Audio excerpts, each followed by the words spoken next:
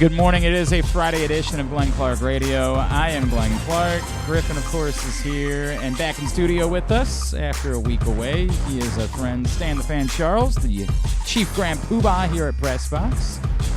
We need his mic on for sure. And then go ahead and bring that music down a little bit more if you don't mind, please, Griffin. Thank you, sir. You can let it fade. You don't have to. You can let it fade. It's okay. How you doing, guys? I am all right. It's been a busy week for you. I know you've been out and about letting people get the new print issue of Press Box, which is available right now. Larger than life, Mark Andrews on the cover. You can pick it up for free at your neighborhood Royal Farms and those hundreds of locations around town where you find Press Box. Read it all at PressBoxOnline.com. This really, it's not as nearly as sort of sophisticated art as we used to get with Brad Meerholz. We did like about the first 230 covers of Red Sox or something like that. But this one really pops in the street box. I like that. I love the picture. I love the purple, white, against the the Charger white uniforms. And it's just, that title came to me, and it ended up fitting what Bo Smolka did in the story. It's a great story. I don't know that everybody... I think a lot of people are familiar with, of course, Mark Andrews' fight against diabetes, but I don't know that a lot of people know, that Mark Andrews was not always going to play football. And it was a late decision for him to decide to exclusively play football in college. And, it was behind the eight ball a little bit. Badminton player. Yes, correct. That was going to be his path. He was going to make the pro tour. Yep. I think might have converted to pickleball at some point. Might have been a natural progression for him. I think Dennis Pitta's playing pickleball. I mean, if his hip is still cooperating, unfortunately, I'm not sure where tennis is injury-wise because he went through it. I'm just alluding to the fact that a lot of seniors. Yes, correct. As you get older, and he's only about 38, probably. But he might have the hip of about a 68-year-old, unfortunately, at this point. All you pickleball creeps taking up my tennis courts, by the way, I'm still not over it. It bothers me a great deal. There's an elementary school down the street from my house. And I'll show up on a Sunday morning with a buddy of mine to play tennis, and all of a sudden, 100 pickleball players will show up. You might have to join a tennis club. I might, 100%. It's incredibly awkward because, they can't kick me off the court, but there's a lot more of them than there are of us. And, we just feel they're clearly just sitting there, looking at how long are you going to be here? How long you going to you gonna be here long? You going to be here much longer? Much longer? I hear. You should challenge all of them. I hear. In what? Tennis or pickleball? If you beat me in tennis, you can have the courts for your pickleball? Yeah. I hear Kevin Byrne has turned into I wouldn't surprise me at all. Level he was a big racquetball player, so that would not surprise me one bit. I hear he's winning a lot of money down in South Carolina. I believe 100%. I believe that's true. Late 50s and 60-year-olds. Yeah. Oh, you think I can't hang? Yeah. You think I can't hang? Let me show you what. Kevin Byrne is a hustler. I believe that. All right, Stan's here. Coming up in a bit, our friend. I feel like Tim Kurkjian spent more time with us than his family this month. Did you have him on? I had him on after the Hall of Fame. You had him on, and now he's coming back on today as ESPN wanted us to promote the Little League Classic coming up on Sunday. Am I out now? What's that? You're going to start having Tim on regularly? Yeah, he'll be my Friday regular. Sorry, no offense, Stan. He's in the Hall of Fame. Don't get me wrong. He's in the Hall of Fame. Hey, you're a good guy. I'm in the Hall of Shame. It's very similar. Very similar. So Tim will join us in a little bit. Of course, the Orioles and Red Sox will play in Williamsport on Sunday night as part of Little League World Series festivities. The Little League World Classic is back this year, and it will be exclusively on ESPN. So we'll talk to him about that later on. My old buddy Dan Manucci from Fox Sports 910 out in Phoenix. The Ravens and Cardinals play on Sunday night as well. It's unbelievable to me that the first Orioles game in 5 years to be on a Sunday night, and there's a Ravens game going on at the same time. The Ravens have never. I didn't think of They've that. never played a preseason game on a Sunday night. It just all happened to align. The good news for folks is nobody's going to play. You would assume. We know Lamar's not playing, but who else might play, I'm not sure. Yeah. But we'll preview the Cardinals with my old friend Dan Manucci, former NFL quarterback and a host on Fox Sports 910 in Phoenix. Stan, a lot to get to with you. Let's start. Oh, gosh, I don't know which way I want to start. Everybody in town is raging about this thing that Steve Young said on ESPN yesterday. Yeah, I just heard. I didn't know he said it yesterday. I just heard it with you for a minute. Because the Orioles are a bit unpleasant at the moment, maybe we'll start here, and then we'll get to the Orioles before Kurkjian joins us.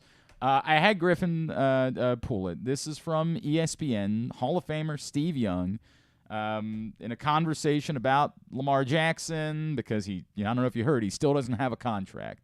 I'm not sure if you're aware. Nobody really seems to be talking about that. It's very odd. Steve Young is asked about Lamar Jackson and sort of seems to defend him but go after the Ravens, and some people are taking it as criticism of Lamar too. It's all over the place. It's a fairly long clip, but let's listen into it and then we'll discuss it afterwards.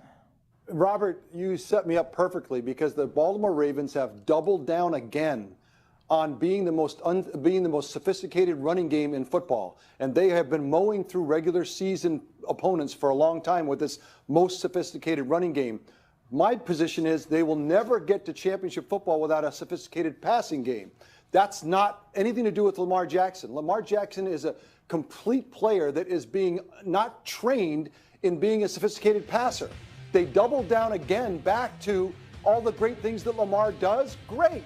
But until he gets the chance to show that he is a sophisticated passer of the football in a sophisticated passing game that is properly, invested in, which they never have done, to Robert's point just a minute ago. They don't invest in it. They don't teach it. And now you ask them, why isn't he getting paid to be Patrick Mahomes? Because they haven't given him a chance to be Patrick Mahomes.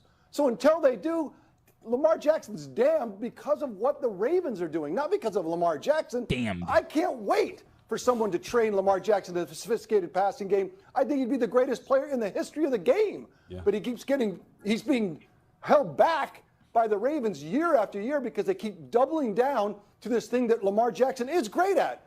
No question. He's the best at that. Yeah. But it's not the championship football that they need to play, and it's not where Lamar Jackson wants to be. I want the full measure, Robert, of who Lamar Jackson is. And the full measure is not being brought forward by the Ravens. And if that's not the case, then get out and find someone who will. So, you have 7 fingers up, Stan. What was that all? Why do you have 7 fingers in the air? He used the word sophisticated. He's all in on sophisticated. Yeah. He's really committed to sophisticated, which is Stan and I had a theory beforehand, and Stan's probably right about this. I don't think he purposely did it this way. Yeah. I think it's convenient to use a term like that because it's undefinable. Right. I think it's always convenient to use undefinable terms to try to back up your opinion because you can constantly move the goalpost no matter what evidence is presented. So it was presented by a few people who really do dive into film and say, the Greg Roman offense actually has all of the passing concepts of every other offense that you're talking about. Well, yeah, but it's not sophisticated. Well, what does that mean? What does that mean? Well, it's impossible to define. And to your point, yes, it's probably more likely that, given the number of hits that Steve Young took, because he was a running quarterback that did not have the elusiveness of Lamar Jackson, that his brain is probably not working on such the level that he's going 3 steps down the road to say, let me come up with a term. I'd like to hear his definition of what a sophisticated But you and I both know he couldn't define it, right? Yeah. Like, he couldn't possibly define what it is that he's saying. And the other thing that jumps out at me about Steve Young, so this is why it's so fascinating to me, Stan, because every time there is a criticism of Greg Roman or the Ravens offense from anyone who's played the game, there are a group of Ravens fans that are very loud that say, well, this is proof. This is proof that this doesn't work.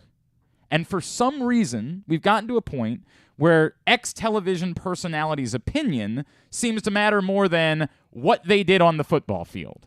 And, the fact that, for whatever you feel about Greg Roman, and I want to make this abundantly clear, I'm not even a huge Greg Roman fan. I understand that. Like, he put together the greatest offense in Ravens history. There's no debating this. But Gary Kubiak was better. I like Gary Kubiak. I think he put together a hell of an offense in 2014. It wasn't as good. There's one thing that's unquestionable, undebatable. I can't say sophisticated 7 times in order to try to hand-wring it. Greg Roman put together the greatest offense in the history of the Baltimore Ravens, and I'm constantly confused as to why that matters less than Steve Smith has an opinion, than Steve Young, who I ask Steve Young anything about how the Ravens lost in the playoffs 3 times. Do you think there's any chance that Steve Young knows anything about the 3 playoff games the Ravens have lost under Lamar Jackson? Do you think you could name the opponent that they lost to? You think you could name anything about those 3 games whatsoever? I do not. I don't think there's a chance in hell. I think Steve Young, because his job is to go on TV and say things, knows the Ravens run the ball a lot and they haven't won a Super Bowl, so I'm going to say there's a correlation between those 2 things. Yeah.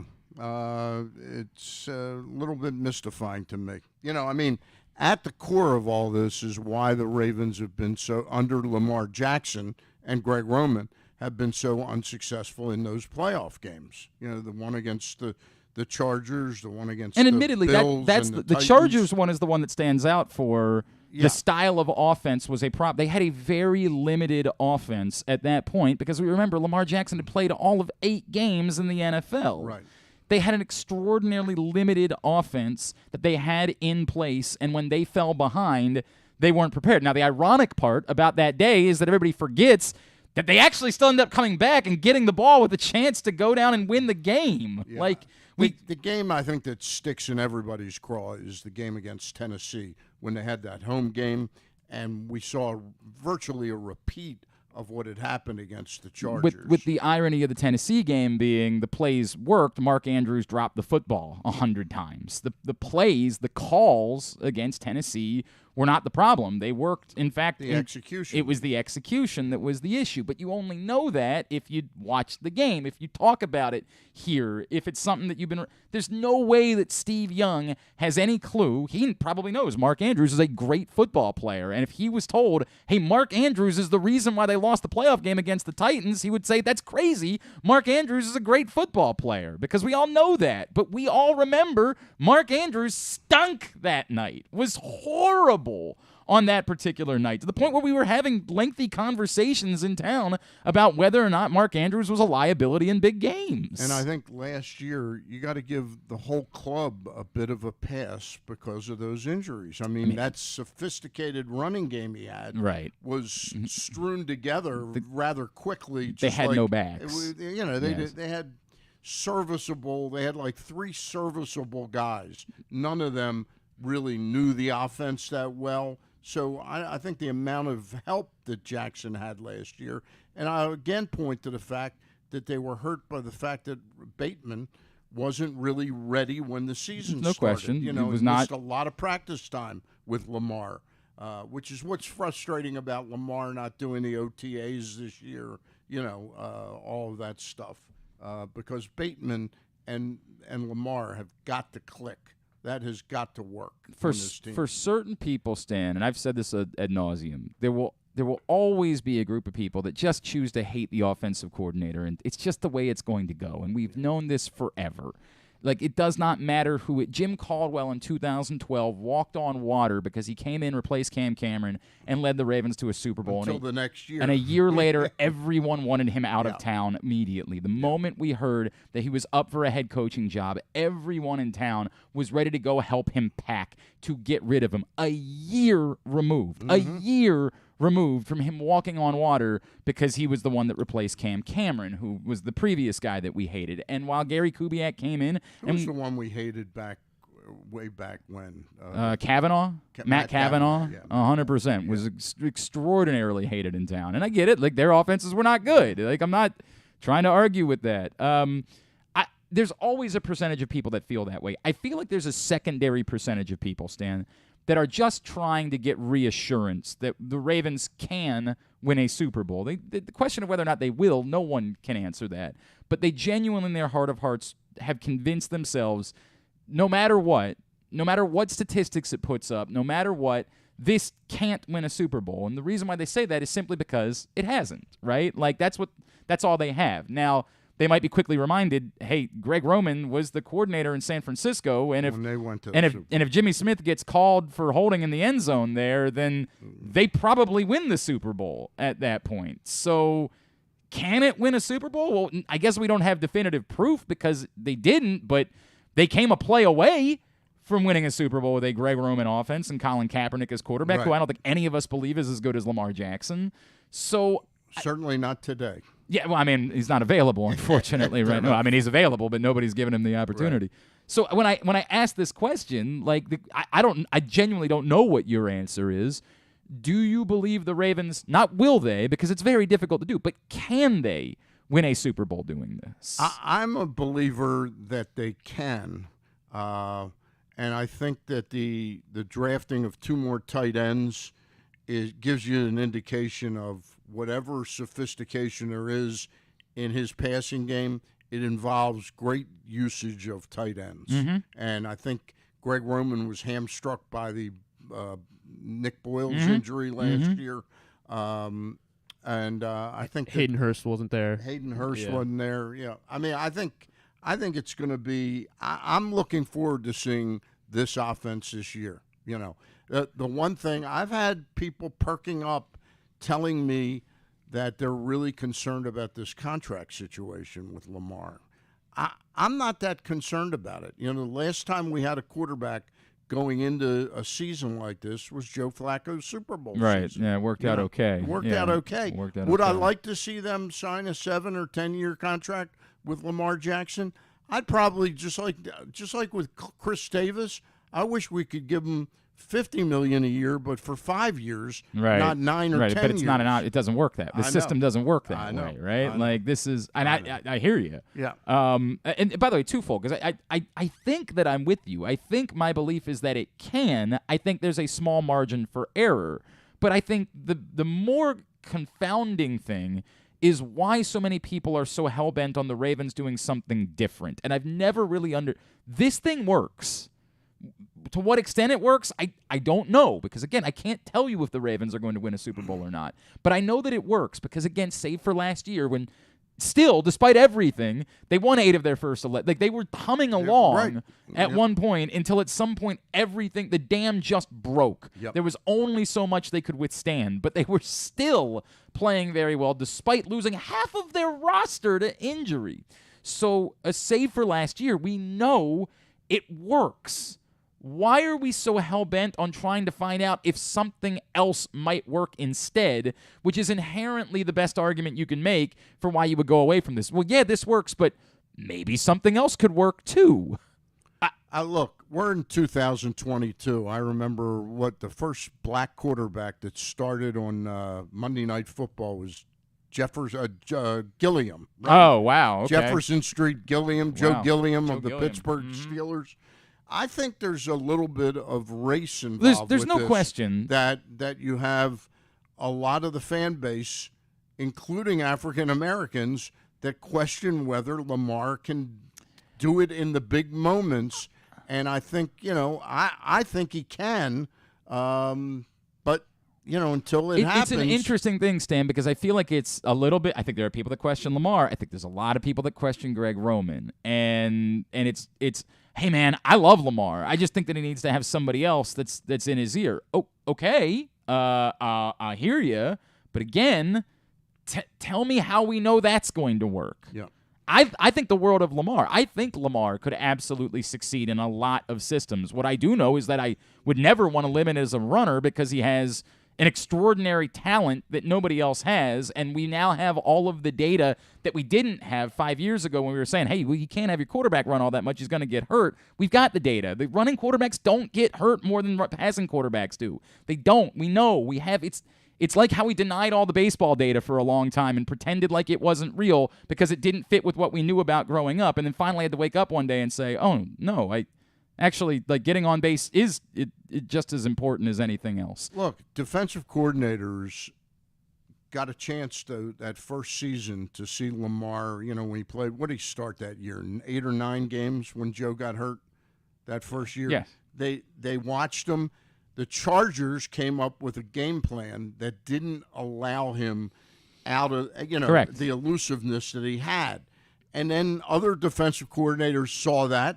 And it's going to get tougher on him. It's like in baseball. If you keep hitting a curveball, they're going to stop throwing you curveballs. Sure, but ironically, after they put that on film, the Ravens had the greatest offensive season in the history of offense the following year. In the regular season. Right, in the regular season. Again, look, when you get to the playoffs, you're playing big surprise. You're playing the best teams in the National Football League. And given the fact that they can really hone in on what Lamar did, they confused and confounded him a little bit. But I agree with you that Tennessee game, that was the one game where it was all about execution. It wasn't about how sophisticated it was. We marched down the field on him. Correct. But they just continually had penalties, missteps, An absurd number of drops. There is a video of the drops that exists on YouTube for everybody to go back and watch. It was, you could argue it was Lamar Jackson's finest hour. It's just that despite the fact that there'd be a drop the play before, he'd come back on 3rd and long and put the ball right on his spot and still not find success. It was infuriating, but there's just no way that Steve Young or Steve Smith or anyone who wasn't there and watching actually knows what happens or remembers. They might have seen that on Monday morning. They might have woken up that Monday morning and been like, hey, yeah, I watched the game that those guys dropped the ball. But 3 months later, they don't remember, the same way that you and I couldn't remember. We couldn't even tell you who played in the divisional playoffs a year ago. We don't. We know the Rams did. We know the Bengals did. Well, that's not true. We all remember the Chiefs-Bills game. We remember basically everything about the Chiefs-Bills game because it's one of the most memorable games in NFL history. But outside of that game, we couldn't tell you anything about what happened in the divisional playoffs a year ago because why would we remember that? In what way would it stick out? There's no way that Steve Young, in trying to define why the Ravens haven't won a championship yet, could have any clue of how many balls were dropped against the Titans. It's way easier to say, well, it's the fault of the passing scheme. It's the fault of Greg Roman because he's not there to have the conversation about what actually occurred in the game. If you're someone that is on the other side, make your argument to me. Make your argument, but if the argument is just, well, Steve Young and Steve Smith and Kurt Warner have said these things, talk to me about what's happened in the games. Tell me about how it's the fault of the system, what actually happened in the playoffs, in the Buffalo game where it was so insanely windy that no one could throw the football, and then despite that, they had Mark Andrews wide open for a touchdown, but J.K. Dobbins whiffed on a block, and Lamar Jackson was dead in the water. Tell me how that's the fault of Greg Roman. Explain it to me. Maybe you could argue it's the fault of Greg Roman that J.K. Dobbins was out in the passing situation. You could say that you should have had Gus Edwards on the field there. I'll listen to that. I'm not sure what it has to do with the scheme. I'm not sure what it has to do with how much they run the ball, but if you think you had the wrong personnel on the field in that situation because J.K. Dobbins wasn't a proven blocker at that point in his career, okay, I'll listen to that as a criticism of Greg Roman. I think that's fair, but they run the ball it's not sophisticated. The hell does that mean? The hell does it mean? Since we're on football, before we get to the Orioles, we got the Deshaun Watson news yesterday. I'm in a weird place because the Browns deserve every ounce of the heat they're getting. The NFL deserves every ounce of the heat they're getting over this. I don't. It is insane that Deshaun Watson is going to be able to play football to me this season at all. That's nuts. I can't fathom how the NFL went from being hell-bent on him being suspended for the entirety of the season to suddenly being like, well, we'll work out an agreement with you. I don't get that at all. I wonder what Steve Young thinks about Deshaun Watson's sophistication as a passer. I got some thoughts. There is apparently a story that was going around yesterday that maybe if it had been 12 games, there's a NFL rule that would have allowed the Browns to get out of the majority of the money they would have had to have paid him this season. And so that's why the NFL specifically wanted it to be 11 games so that they had to pay the entirety of it. But yet, I don't know. There was something weird that was floating around about that yesterday that does not register to me. Penalizing the Browns is not more important than imposing a correct sanction on the player who did what he did and continues to be absolutely unrepentant, unapologetic, and no matter how many times you lie and say that he's shown remorse, he clearly has shown no remorse whatsoever and is only saying whatever he has to say in order to try to minimize his penalty. His sort of semi-apologies they're spoken like by almost a robot that's been sort of told what to say, how to say it. There doesn't appear to be any heartfelt empathy for the women that he harassed and abused. He uses word salads. Well, they were in a situation. He just continues to say anything other than I did wrong because that would require him to admit something, and he doesn't want to do that. I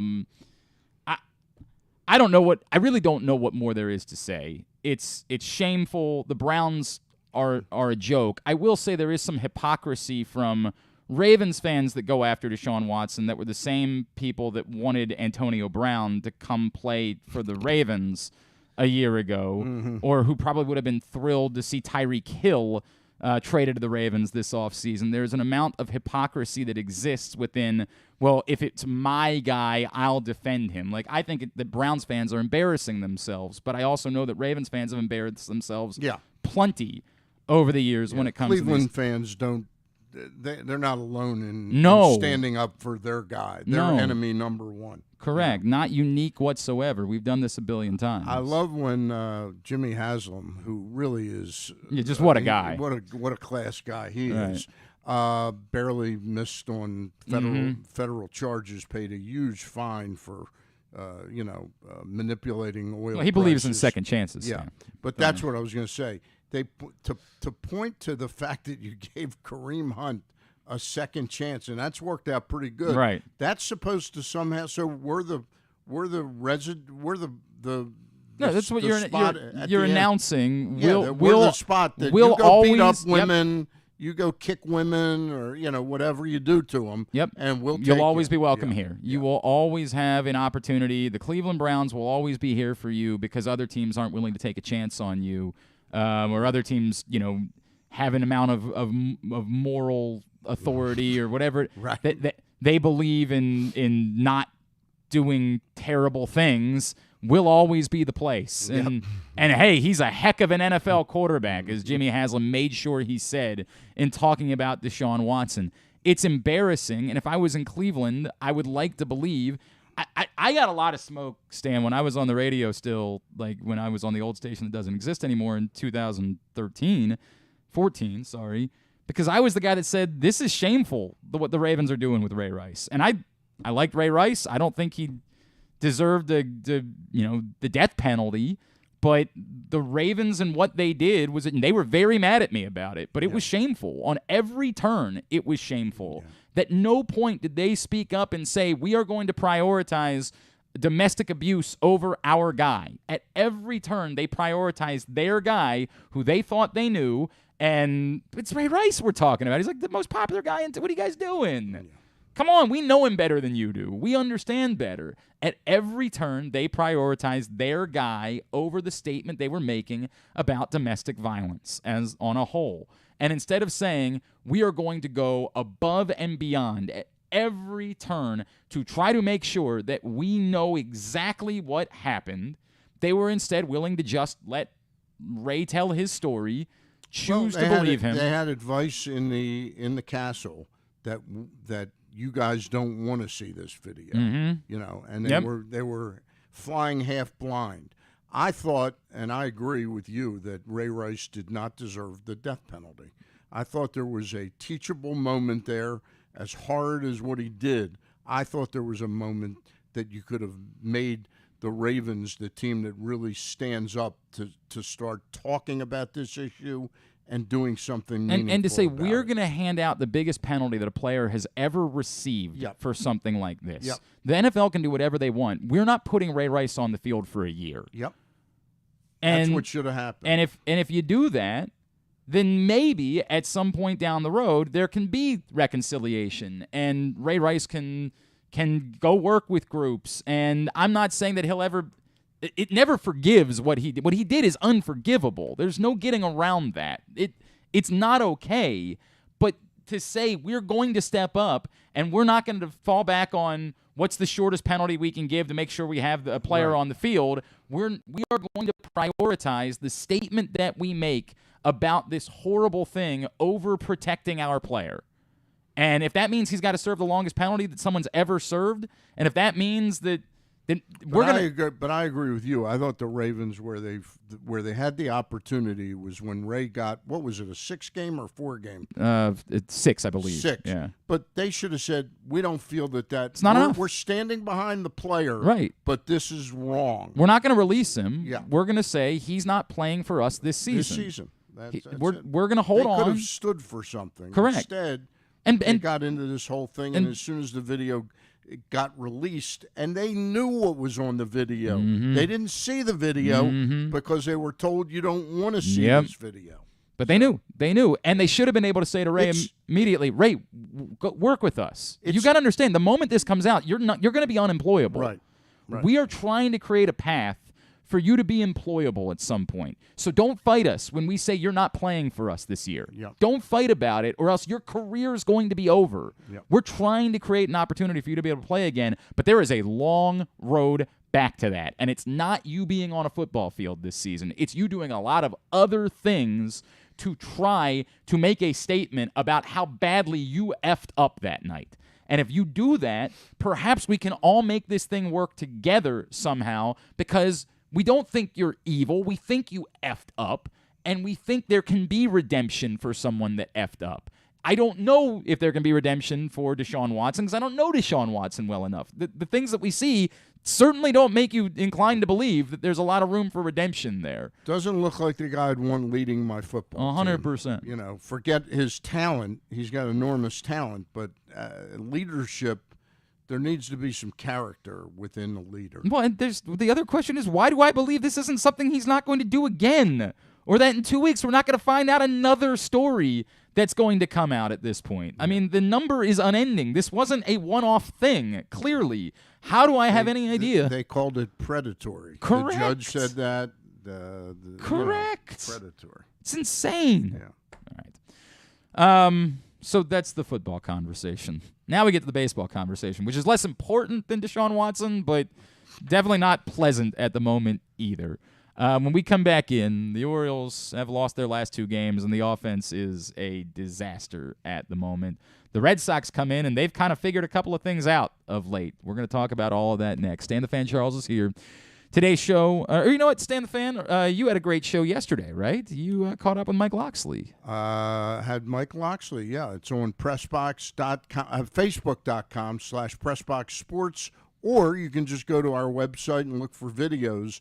Gary Stein and I had a nice 22-minute chat with Mike Loxley, who is he's really a terrific guy, and he's a good teacher of young men, in my opinion. I agree on both accounts. I agree wholeheartedly. So if you missed that, if you missed Ken Guthrie, the scout that was responsible for Jackson Holiday earlier in the week, Steve Brummer from it's KOM Sports, correct? KOM Sports, yep. Steve Brunner, he's the promoter of the Maryland Cycling Classic #1. Yep. Which was supposed to, it was interesting to talk to him. We went a little long, but what a history. You know, they were supposed to have started this in September, Labor Day weekend of 2020. But, of course, the pandemic put a kibosh on it. The second year they weren't comfortable enough with, with getting crowds. And now this year it's a go. And it's pretty exciting, No question. Yeah. No question. It's going to be a huge event. So any of those shows, again, facebook.com/PressBoxSports, PressBoxOnline.com/video, or YouTube.com/PressBoxOnline. It is a Friday edition of Glenn Clark Radio. That first sip. That first bite. Start your day off right with a delicious breakfast at Royal Farms. Choose from a fantastic selection of fresh Royal Farms breakfast sandwiches and top it off with a rich hot cup of the freshest coffee in the world. At Royal Farms, breakfast is available day and night. It's the freshest breakfast in the world. Real fresh, real fast. Royal Farms. Swagger is a daily fantasy sports site created for sports fans who want some skin in the game and a real shot at winning. Forget plus-minus odds, Swagger uses points for a better way to understand probabilities. If you're tired of losing because of one bad pick, with Swagger, you don't need to be perfect to win. You just create a lineup of 4 to 10 simple player props and score points for the ones you get right. So you can be half right and all right with Swagger. Swagger offers the most player props and biggest payouts of any DFS site, as much as 50 times your buy-in. Plus, you can play all the major pro sports, including your favorite local teams. If you're ready to play, visit playwithswagger.com/pressbox to sign up, and Swagger will give you $10 free to try them out. Plus, they'll match your first deposit 100% up to $100. It's free money to play with Swagger. Swagger, daily fantasy for all fankind. Playwithswagger.com/pressbox.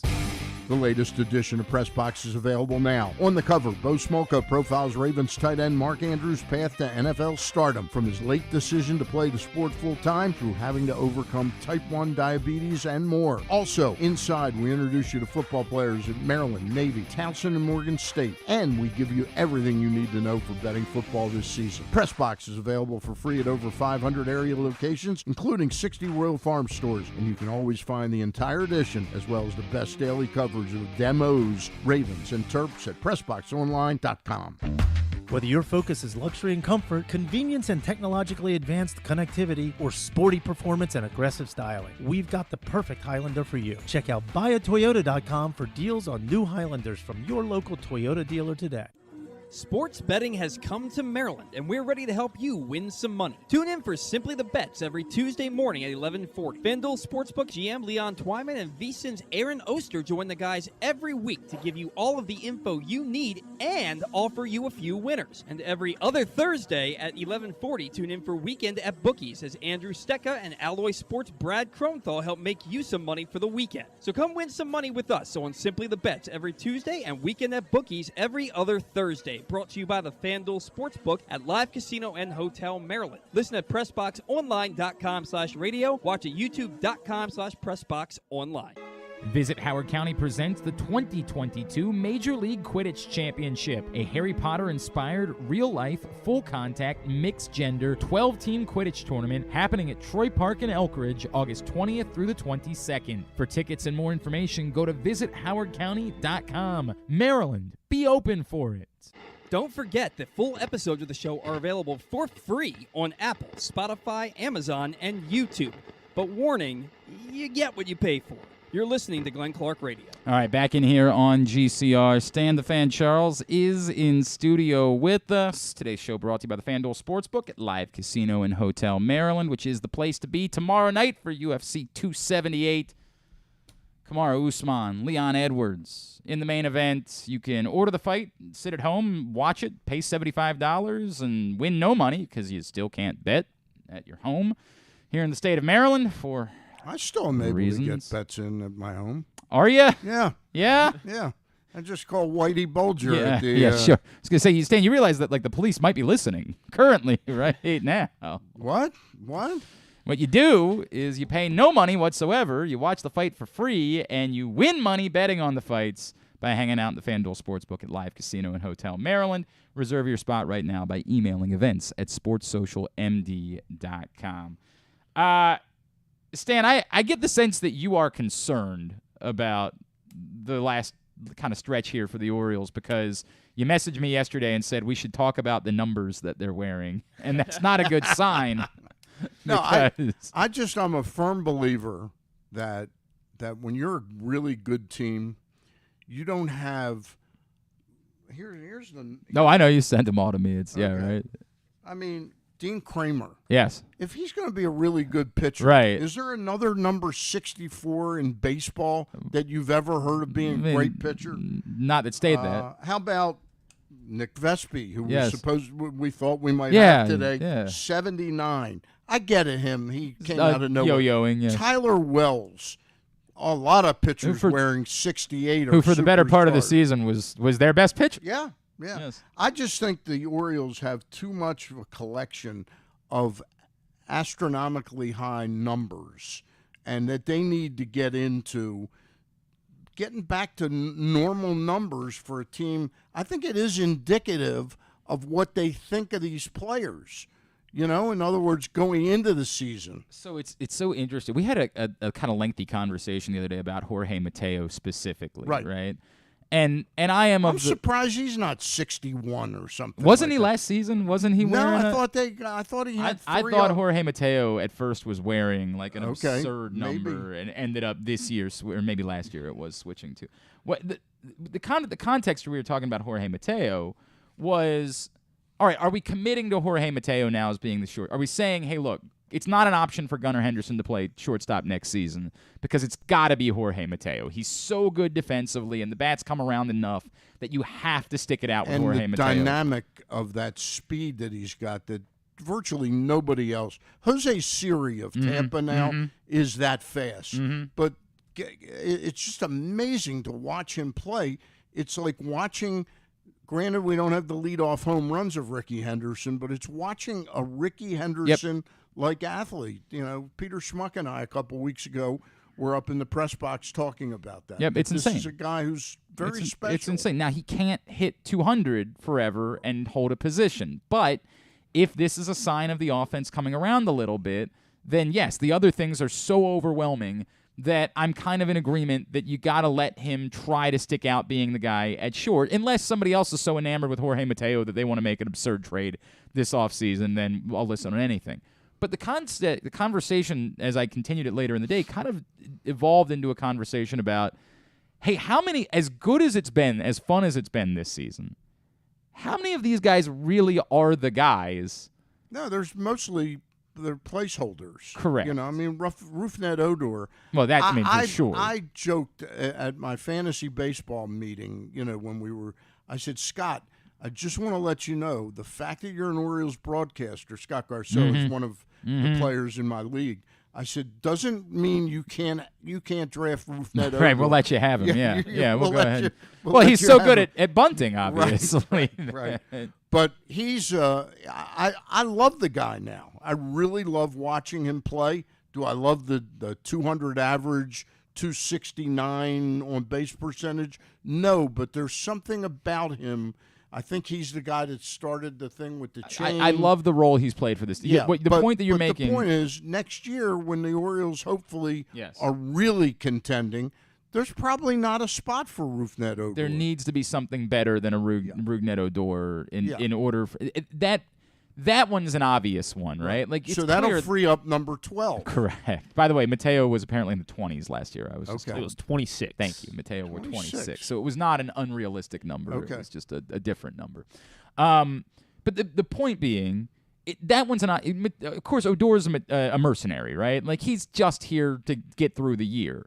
The real question is the other guys. It's the Hayes. It's the Mountcastles. It's the Santanders. It's the guys that we've looked at and said maybe they're a part of this thing moving forward. I think that number 35 guy is going to be part of this. I think that one we can go ahead and pencil in as being a part of it. But the question really became, are you falling in love with guys who are good players, but if you keep them around, you're really kind of dooming yourself because ultimately they're not to be better. Right, they're not championship.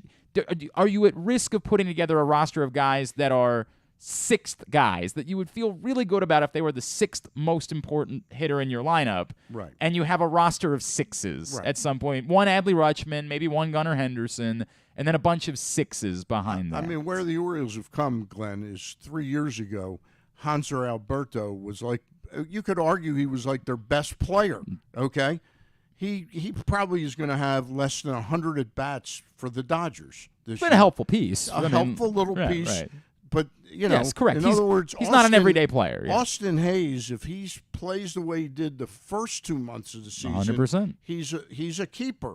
If he plays the way he's the last two, he's the fifth outfielder on the Dodgers. At best, yes. Yeah. Despite the fact we love the guy, you know, but he's got, now I'm not sure with him whether he's gotten hit so many times, whether that's really taken, it's not like he's ducking out of there, he's afraid of the baseball, but I don't know if his hands are working the way they were earlier in the season. Ramon Urias is a similar story. For a month, Ramon Urias was a world beater. Was this guy, maybe this guy is special. Maybe the Orioles found something here. And then a month later, you're like, hey, he don't need to be in the lineup. We don't need to have Ramon Urias out there every day. And you worry because there's only one Gunnar Henderson coming. And while, yes, we think that Colton Cowser could end up being a really good player, we'd start doing this. But at some point, there needs to be... There's not an infinite number of spaces available for these guys. You know, it's musical chairs. Who's going to survive? Nor is it all, you know, top-notch types of prospect. Nor is it all... Again, Gunnar is thought of to be that type of guy. And Cowser's pretty high. Cowser's trending that way, and maybe Kobe Mayo will become that guy, but maybe Kobe Mayo will be Ryan Mountcastle. Right. You know, like that there might be a limit there. We think that Jackson Holliday will become that guy at some point in the future, but how far into the future is that going to be the case? Which I think apparently Baseball America or the MLB, who's got him at number 14 already? that was MLB.com. MLB.com. That's pretty special for a guy that young to be 14. Like Gunnar was Yes. I think Mike Elias would have said, we think Gunnar is like a Jackson Holliday-esque prospect. He wasn't immediately in the top 100. And in fairness, he wasn't drafted as high. Yeah. You know, like that. There was He was the overslot. correct. You know. Correct. It's not like they don't have really good players in the pipeline, but it goes back to what they're going to need to do in fortifying it. And when they say they're going to spend money, it's easy for us to say, well, just spend money on pitchers, but they probably need to add bats too. And I think this week has been a very loud statement about their need to add bats too, because I do worry that it's coming apart at the seams a little bit. I do worry. Well, we're gonna know a lot more over the next 10, 12 days. I mean, we're gonna be playing the teams. You know, I said yesterday, I tweeted out before the game, including yesterday's makeup game against the Cubs. They've got 9 games versus teams under 500. The rest of the They've way. got 9 more with the Red Sox starting tonight, a team at 500. And actually, the Red Sox now are They just below dropped 500. below, yep. So that's, but of the 9 against Oakland, including yesterday, and they have one other, the 2 against Washington. I said they better talk about going 6-3 in these 9, 7-2, and then in the Red Sox you got to go 5-4 or 6-3, and they're off to an 0-1 start in those 9 games they had to win. And the big problem being that they can't. They essentially they're playing 500 baseball now of late, and that's not going to get you there. It's not going to happen. Which isn't the end of the world if they don't get there. Again, it was always asking a lot. It was always playing a little bit with fool's gold. Correct, of this team to get there. But once you're there, once you're in the mix late, it's... Yeah. I mean, they've defied the odds by being there on August. We're hoping for meaningful September games. We're 10 days away from that the games are meaningful. Let's hope they don't go 0-9 the next 9 games. It seems to be a common belief at this point that next week is the week that if you call players up, they can still retain rookie status going into next year. Right. If that's the case, do you think Gunnar Henderson shows up? Well, I thought it was fascinating that Gunnar Henderson played first base yesterday with the Norfolk Tides. So I would say I'm leaning toward, and I'm sure Mike Elias and company, they're watching what the Mets did out of necessity with Brett Beatty. Brett Beatty. Is it Blaine or I think it's Brett, right? But I don't. It might be Batty. Yeah, Batty? Batty, B-A-T-Y. Yeah. Look at the Braves bringing up that guy Michael Harris 2 And months signing ago him quickly. And boy, I saw the Met game last night. This guy Vaughn Grissom He's scored on a single. It took about 12 hops to get to the center fielder. He was on first base, and he scored from first base on a single. That is pretty remarkable speed. And that's Vaughn Grissom. And I think we're seeing some of these young players helping these elite teams. And I think maybe that's what they need, the way Machado helped the 12 team, yeah. Yeah, that 12 team. Maybe Gunnar Henderson, they throw him in, and he's not too deep in the water, and he helps the team, sparks them. It seems like Stowers is the obvious one. It seems like that's the one that it's almost unjustifiable right now, right? Like you could say, hey, we need at-bats from McKenna. You could say whatever you want to say. It seems like Stowers should. I would have thought he would have been the first guy up. Yep. But I've got an interesting question though. Take the money out of it. Which player would you, for all the reasons, okay, it's a scale, would you rather have Trey Mancini or Ryan Mountcastle? I'm taking into account that Ryan Mountcastle is probably 4 years, 5 years younger. Are you than factoring Trey. contract situations I in there? said take the Take money, all the money out of it. Money versus. Who's a more consistent? Yeah, Mancini, of major course. Mancini. Yes, Mancini. Yes. And that's the way I still feel. I think Mountcastle, those numbers that I alluded to 3 and 4 years ago, to me, they've come home to roost, that he is not selective enough at swinging at strikes, and he helps the pitchers out way too much. And when you're 22, you can say, hey, we can work on that.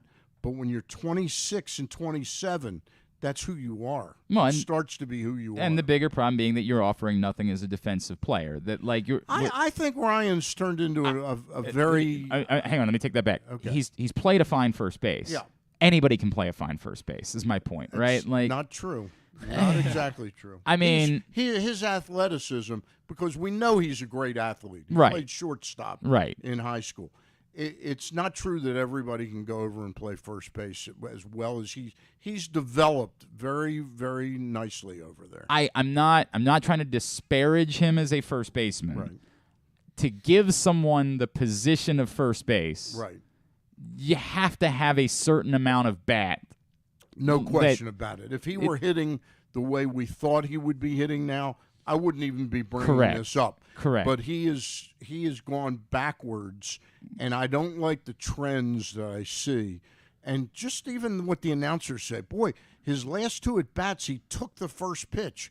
I mean, that's Rutschman comes up, Right. and I'm not comparing, but I am comparing. Rutschman commands insane, yes. every at-bat. Yes. He is in charge. It's nuts. Yeah, it's nutty. Yes. He's like a precocious, 100%. He's like a 9-year-old that can play. Oh, he's annoying Beethoven. you, and this is clearly the route that Elias wants to go. He wants more guys that are working at bats and taking pitches, and I don't know if you saw the story of Jackson Holliday in the Gulf Coast League this week was working 10-pitch at bats in the Gulf Coast League.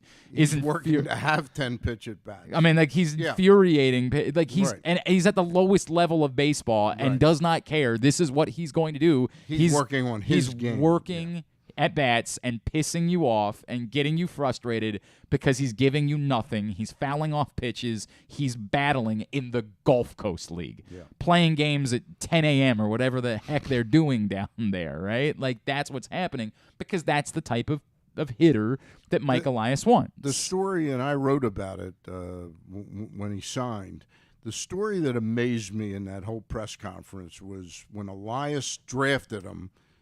Elias held a brief get-together with the media on Zoom and said a year ago he was like a late first round.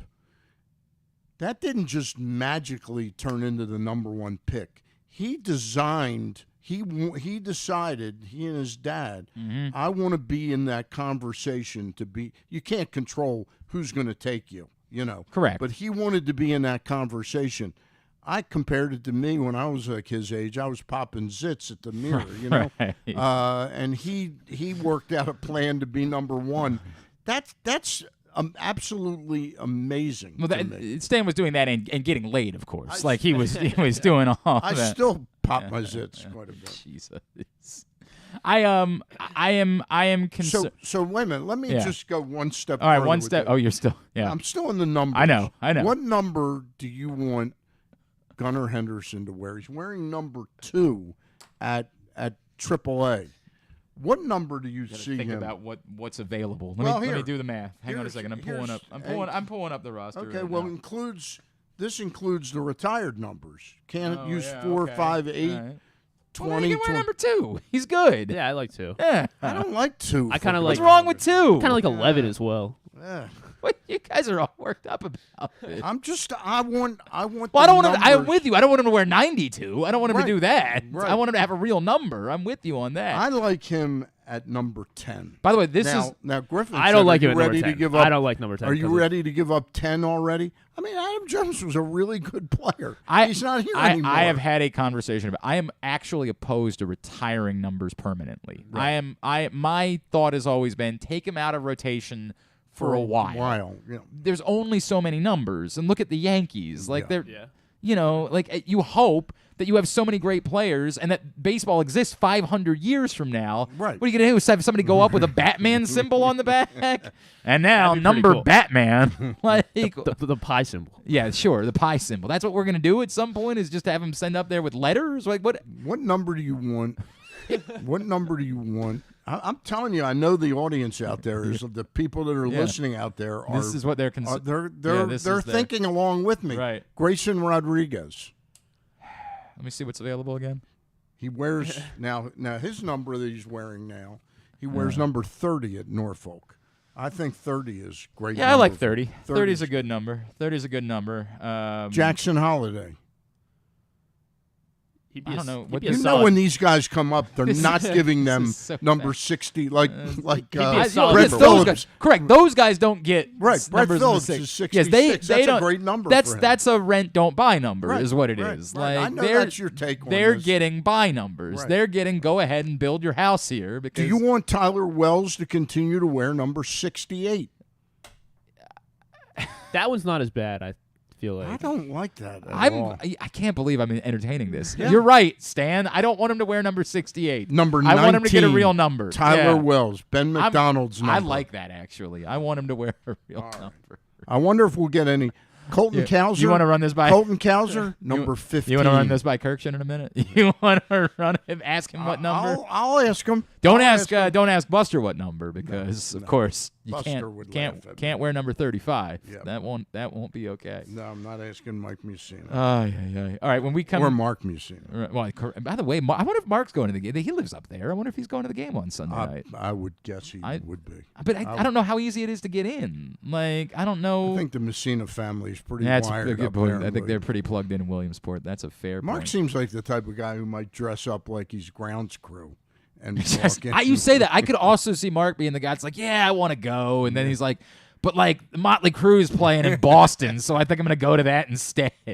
Like he's just that's. Did you have any desire to go to this game? I originally when it was announced, I said, you know what, I'm going to go to a few games so that it's not awkward when I ask for a credential to go to this game. Right. And then I realized what a burden that was going to be for me with 2 young kids. I'm like, because I'm doing the math. Like, how many games do I have to go to during the year in order for them to be like, yes, it's okay for him to ask a credential. I'm like, I can't go to 15 games. During the course of the year to feel like it's okay for me to ask for a credential for the game. I did try to put in for the lottery, and like you had to be a resident of the state of Pennsylvania in order to get in for the lottery. So then I just said, couldn't you use Mark Mussina's address? It's real. We just brought that up the other day. I said, why didn't I use Mussina's address? What am I doing? I'd like to go to that game in Iowa sometime. I would love to do that. All right, when we come back in, Tim Kurkjian is going to join us. The Little League Classic is Sunday night. Orioles, Red Sox on ESPN from Williamsport. We'll talk about that, where the Orioles find themselves. It is Glenn Clark Radio. Swagger is a daily fantasy sports site created for sports fans who want some skin in the game and a real shot at winning. Forget plus-minus odds, Swagger uses points for a better way to understand probabilities. If you're tired of losing because of one bad pick, with Swagger, you don't need to be perfect to win. You just create a lineup of 4 to 10 simple player props and score points for the ones you get right. So you can be half right and all right with Swagger. Swagger offers the most player props and biggest payouts of any DFS site, as much as 50 times your buy-in. Plus, you can play all the major pro sports, including your favorite local teams. If you're ready to play, visit playwithswagger.com/pressbox to sign up, and Swagger will give you $10 free to try them out. Plus, they'll match your first deposit 100% up to $100. It's free money to play with Swagger. Swagger, daily fantasy for all fankind. Playwithswagger.com/pressbox. Stan the Fan here, welcoming back one of my favorite sponsors, the Costas Inn. And everybody around Baltimore knows the Costas Inn is a great place to go and grab crabs, steaks, salads, soups, whatever's on your mind to eat in person. But did you know that the Costas Inn has upped their game? They are now one of the premier takeout places in Baltimore. Give them a call now to order your food, 410-477-1975. That's the Costas Inn over 4100 North Point Boulevard.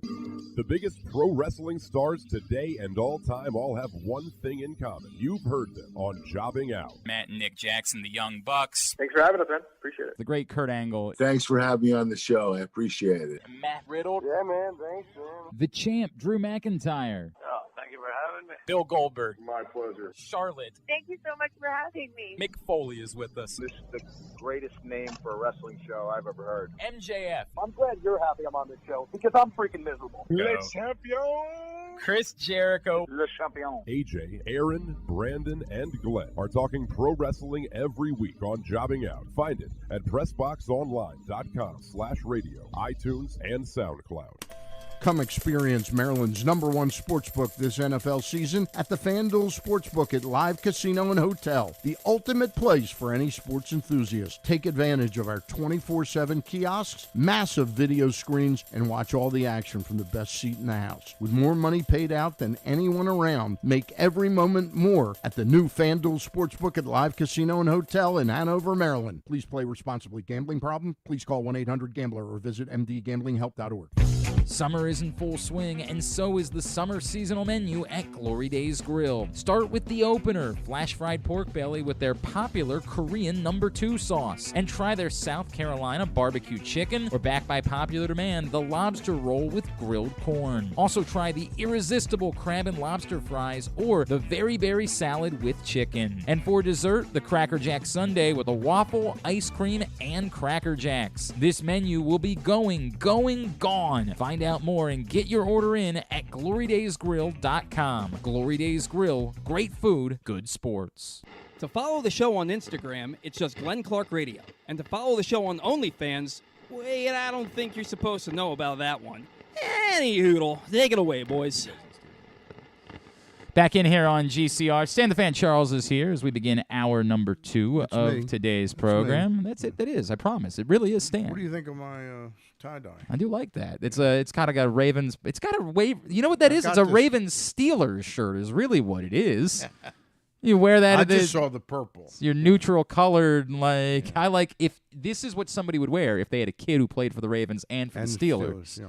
And they needed to come wearing neutral gang colors. They would wear that shirt to the game.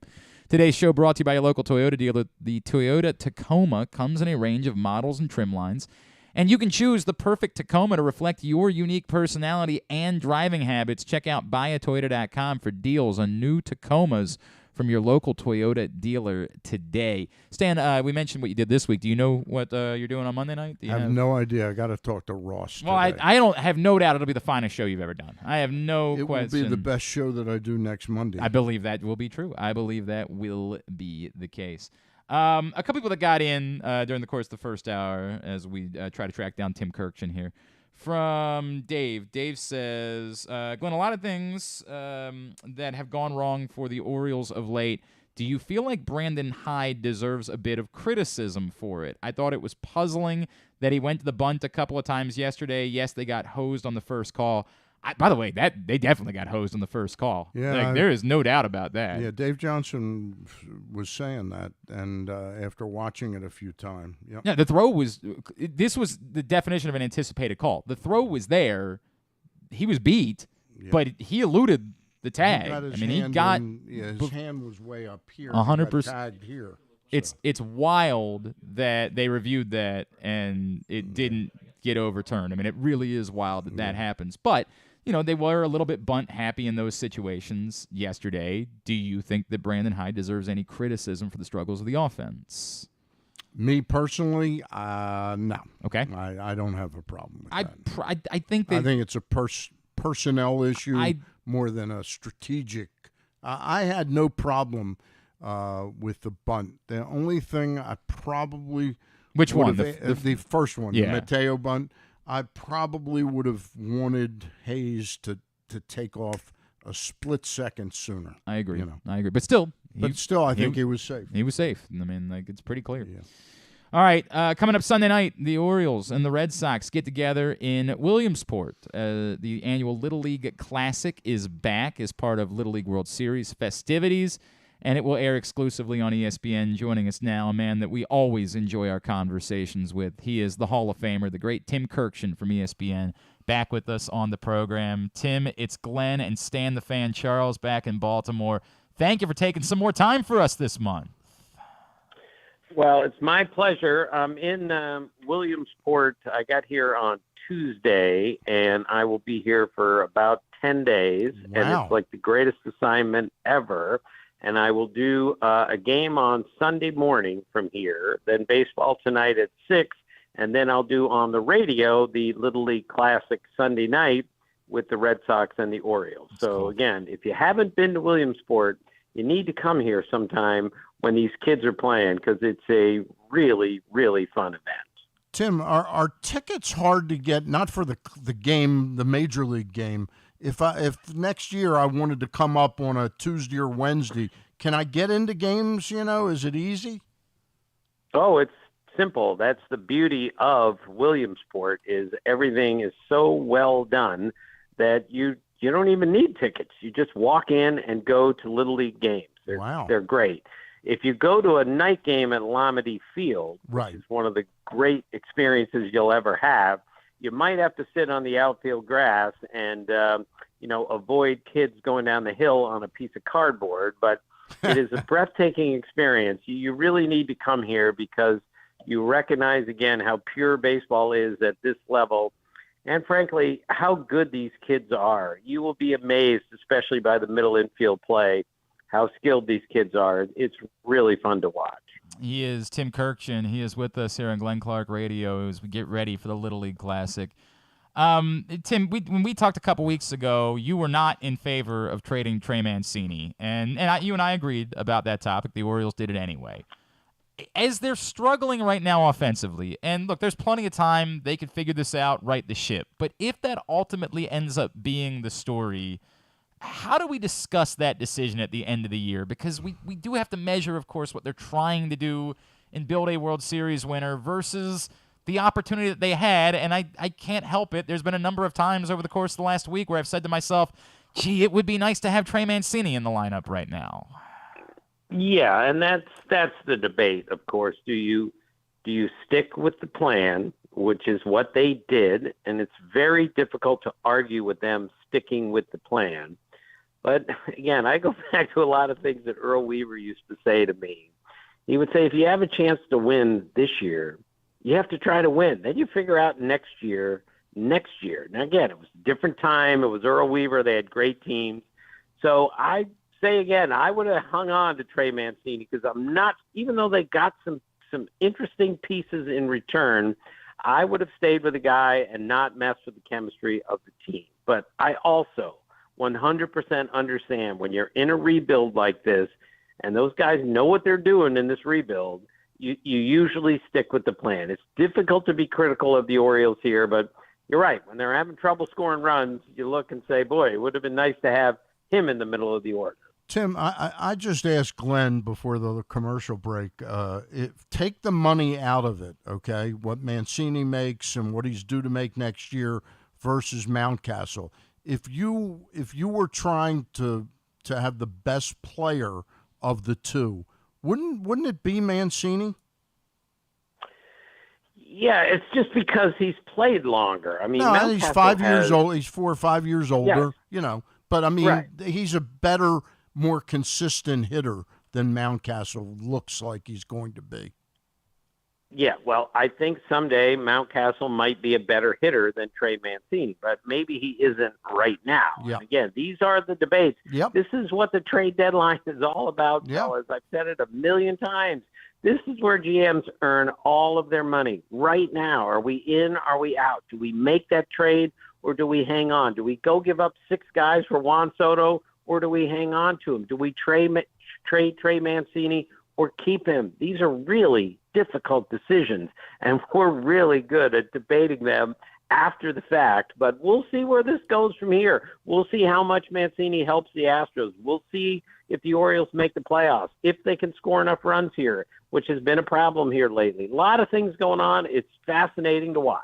Tim, you were here when the only other player I remember that the Orioles traded at the deadline and re-signed was Mike Bordick. Mm-hmm. Do you see any chance, given the realities of what Trey's going to make, what big money looks like for Trey Mancini? It's not Chris Davis kind of money. It's vastly different. Is there a possibility that Mike Elias's game plan was to maximize his value and then go back and get him? Yeah, Mike Elias has made it clear we're going to be players in the off season for free agents. Yep. Now, they're not going to be players like the Yankees or the Dodgers or a bunch of other teams, but they're going to be relative players to where they've been in recent years. And yes, I am such a believer in team chemistry. I know it's corny, but you bring back Trey Mancini, you add him back in, a local hero like that, Yep. and you put him back in the middle of the order, sure, Yep. sure, that is something that I'm certain they would consider, and they should. Tim, I wanted to ask you about what's practical, because to your point, right, Mike Elias is going out of his way to say to anyone who will listen right now, we're spending money. It's liftoff for the Baltimore Orioles. We are moving into that direction. But what is practical, right? Because I don't think it's definitely not Aaron Judge. I don't think it's Trey Turner, but Carlos Correa's name is going to keep coming up. And admittedly, Tim, I'm in a place now where the more I watch Correa, I'm like, is he really worth like $300 million? Is he really that player? He's a nice player, and I like him, but is that what's worth spending the money?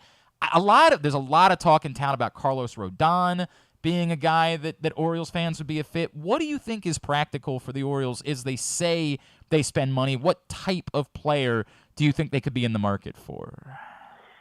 Yeah, I think liftoff is a relative term here, fellas. It's not Aaron Judge. It's not Carlos Correa. It's not $200 million. They're still in the middle of a rebuild. And even though a rebuild demands, a veteran player to show everyone we're serious, much like the Nationals did with Jason Worth. They gave him, $118 million. People were stunned by that, but he ended up being an important guy. And it was a signal to everyone else, we're trying here. We're spending money here, and I think that's necessary. But I don't know if it's necessary at $200 million or anything more than that. So Carlos Rodon, of course, would be perfect for the Orioles. He would be perfect for a lot of teams, and with the way he's pitched, he's going to get a ton of money. So my guess is they will upgrade at several positions, but they won't do it with one of the biggest free agents out there because there's just so much more competition.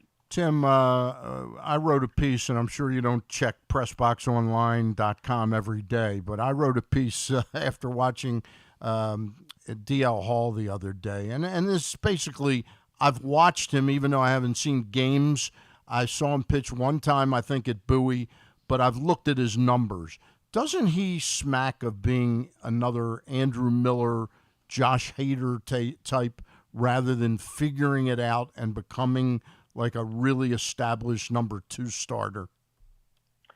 Yeah, the stuff is elite, which we saw despite his struggles in his first major league start. When he struck out the side, second or third inning, that was some pretty interesting stuff that he had. Yeah. And you're not going to be able to teach that. But we all know this game is so unbelievably hard to play. To ask a kid of that age to come up and be poised and ready first time out, it usually doesn't happen that way. But again, you don't have to worry about his stuff. His stuff is there. But the next step, and it's a big one, is being able to command that stuff. A lot of our young pitchers today have unbelievable stuff and don't quite know what to do with it. Maybe DL Hall is one of those guys, but he'll figure it out because you'll take the stuff first and then figure out the rest. Yeah. And there's no doubt they're going to give him the opportunity to, but admittedly, I'm starting to come around on Stan's side of things, which is, I think he might be an elite bullpen arm. I think that might be the case. One of the other guys we've been talking about, Tim, is Jorge Mateo, who has been a joy to watch play this year. I mean, I every night that I sit down to watch an Orioles game, I know I'm going to get to see something amazing that Jorge Mateo is going to do defensively on the base paths. And he started to hit a little bit. Like, should the Orioles be at a point where they're kind of committed to Jorge Mateo being their shortstop, and if that means Gunnar Henderson plays third base, then Gunnar Henderson plays third base, that he gets a continued opportunity to prove that he can be this guy day in, day in, just because of all of the things he can do? Yeah, he's an interesting player. He had the 5-hit game at Tampa against the Rays. He broke up the perfect game. He's made some spectacular plays in the field, but the people I've spoken to about him need to see him be a little bit more reliable on the everyday play as opposed to just making the spectacular play. To me, that's what a shortstop, that's what Mike Bordick did as well as anyone. Cal Ripken, they made every routine play, and I think we need to see more of that. Look, if Gunnar Henderson is ready to play shortstop in the big leagues, I think he's got to, and that's his position. Let's say, if that's what they determine, he's a shortstop, then he needs to play there first, and Mateo needs to go somewhere else. However, if Mateo is good enough to be their shortstop long-term, and then you bring up that kid and play him at third, well, then you need to look at that also. That would be the best of all worlds. Mateo establishes himself that I am an everyday shortstop in this league, which is not an easy thing to say for someone as young as him. And clearly they would have Jackson Holliday coming in that scenario at some point where, he could be. Of course, that we think that's still a few years down the road that would be the case, but might prove to be ideal to have Holliday and Henderson on that side of the infield for years to come. Tim, you aware that Henderson played first base yesterday for Norfolk? I did not know that, but I am a big believer. You move people all over the place. I tell people at the Little League World Series, let every 12-year-old kid play every position on the field. There's no telling where the light might go off. And if you play second base and you play center field one day, it's going to help you as a second baseman. In Henderson's case, put him at first base and see how it goes, because the versatility you're going to need and fill in a hole is really, really important. And that's what the minor leagues is all about. This is a time to experiment and see, can he play this position? How did he look over there?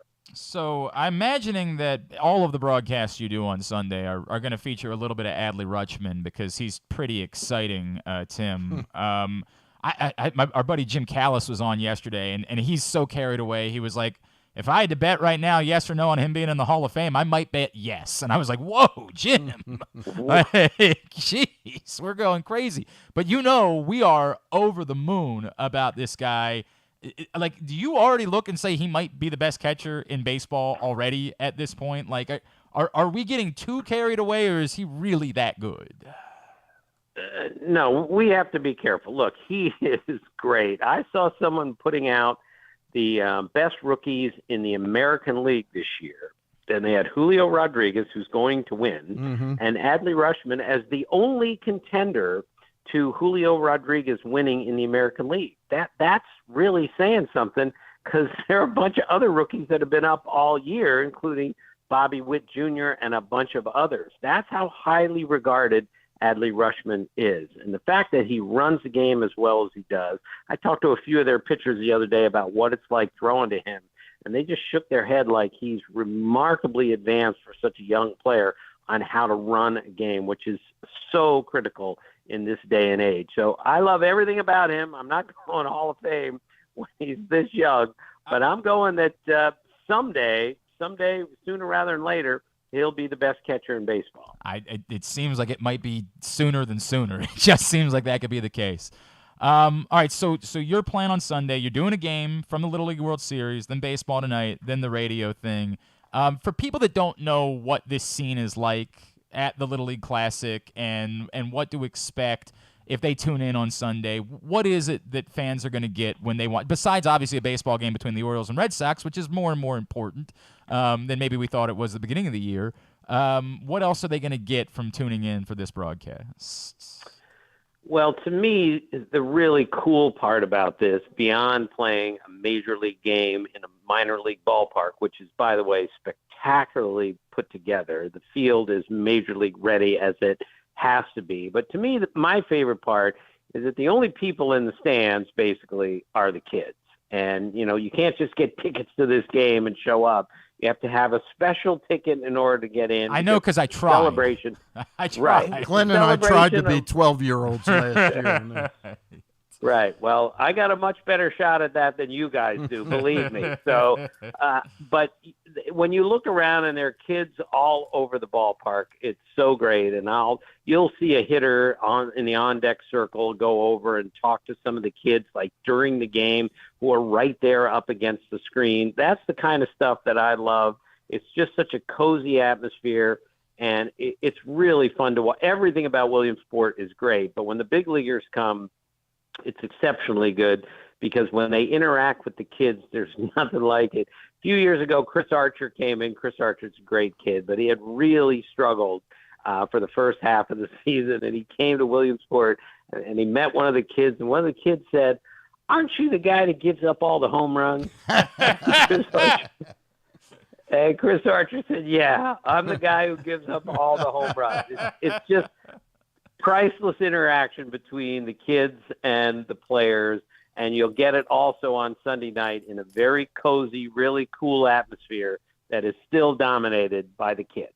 Tim, before we let you go, I was wondering if you could repeat the story you told Ross and I about 2 weeks ago. this has been a special summer for you going into the Hall of Fame. And the story you told us about Johnny Bench and what he did for you. Okay, Stan, I'll do this for you, of course. All right. So after I made my speech that Saturday, I went back to the Otesaga Hotel, and Johnny Bench looks at me and he goes, "Come with me." And he takes me out to the veranda of the Otesaga Hotel, which overlooks this spectacular lake. And we're the only two people on the veranda. And he says, "I want you to sit in that chair right there. And I want you to look at that lake. And I want you to not say a word for 1 minute. And I want you to think about where you are, how you got here, and how many people got you here." And I sat next to the greatest catcher of all time, and I looked at that lake for 1 minute without saying a word, and I thought about exactly what he said. And it was one of the most powerful moments I've ever felt. I teared up again in Cooperstown because of that. Johnny Bench does this for all the first-time Hall of Fame players. But that Saturday, he did it for a writer. And I can't even begin to tell you how much that meant to me. Boy, that's Thank you for telling that again. That is powerful. Yeah, that's really great. That is incredible. He's a very special guy. I got to interview him with Ross because Ross played with him, and he did our Zoom last year. I didn't really quite get how special a person he is, but I do now. Yeah. Well, there are about 100 stories like that involving Johnny Bench. Yeah. And no matter how good you think he is as a guy and a person and a player, you should multiply it by about 10. And that's who he is. Remarkable. At Kurkjian _ESPN is how you follow him. And, of course, all day on Sunday and various platforms from the Little League World Series and Little League Classic. Tim, always appreciate you. Thank you for taking the time for us. Thank you. Okay, guys. See you. Tim Kurkjian joining us here on GCR. That is powerful, man. That was a powerful story. Tim pointed out this thing. Are we going to talk to Peter Schmuck? Peter Schmuck's going to join us in a second. But I want to Tim Leonard from Masson shared this out. It's a comparison between Adley Rutschman and Julio Rodriguez. And I agree with Tim Kurkjian. Julio Rodriguez is going to end up winning Rookie of the Year, but it's just interesting, right? Of course, Julio Rodriguez has played 32 more games than Adley Rutschman has. But the Fangraphs WAR method has them even at 3. 3 both. A 3 WAR player for both. of them. The Baseball Reference, WAR formula has Julio Rodriguez at 4.4 to Adley Rutschman's 3.5. But if they projected it out over 162 games, Adley Rutschman would be at 8.1 to Julio Rodriguez's 7.0. Right. And then weighted runs created plus, WRC plus, which is a very common, is Julio Rodriguez 130, Adley Rutschman 128.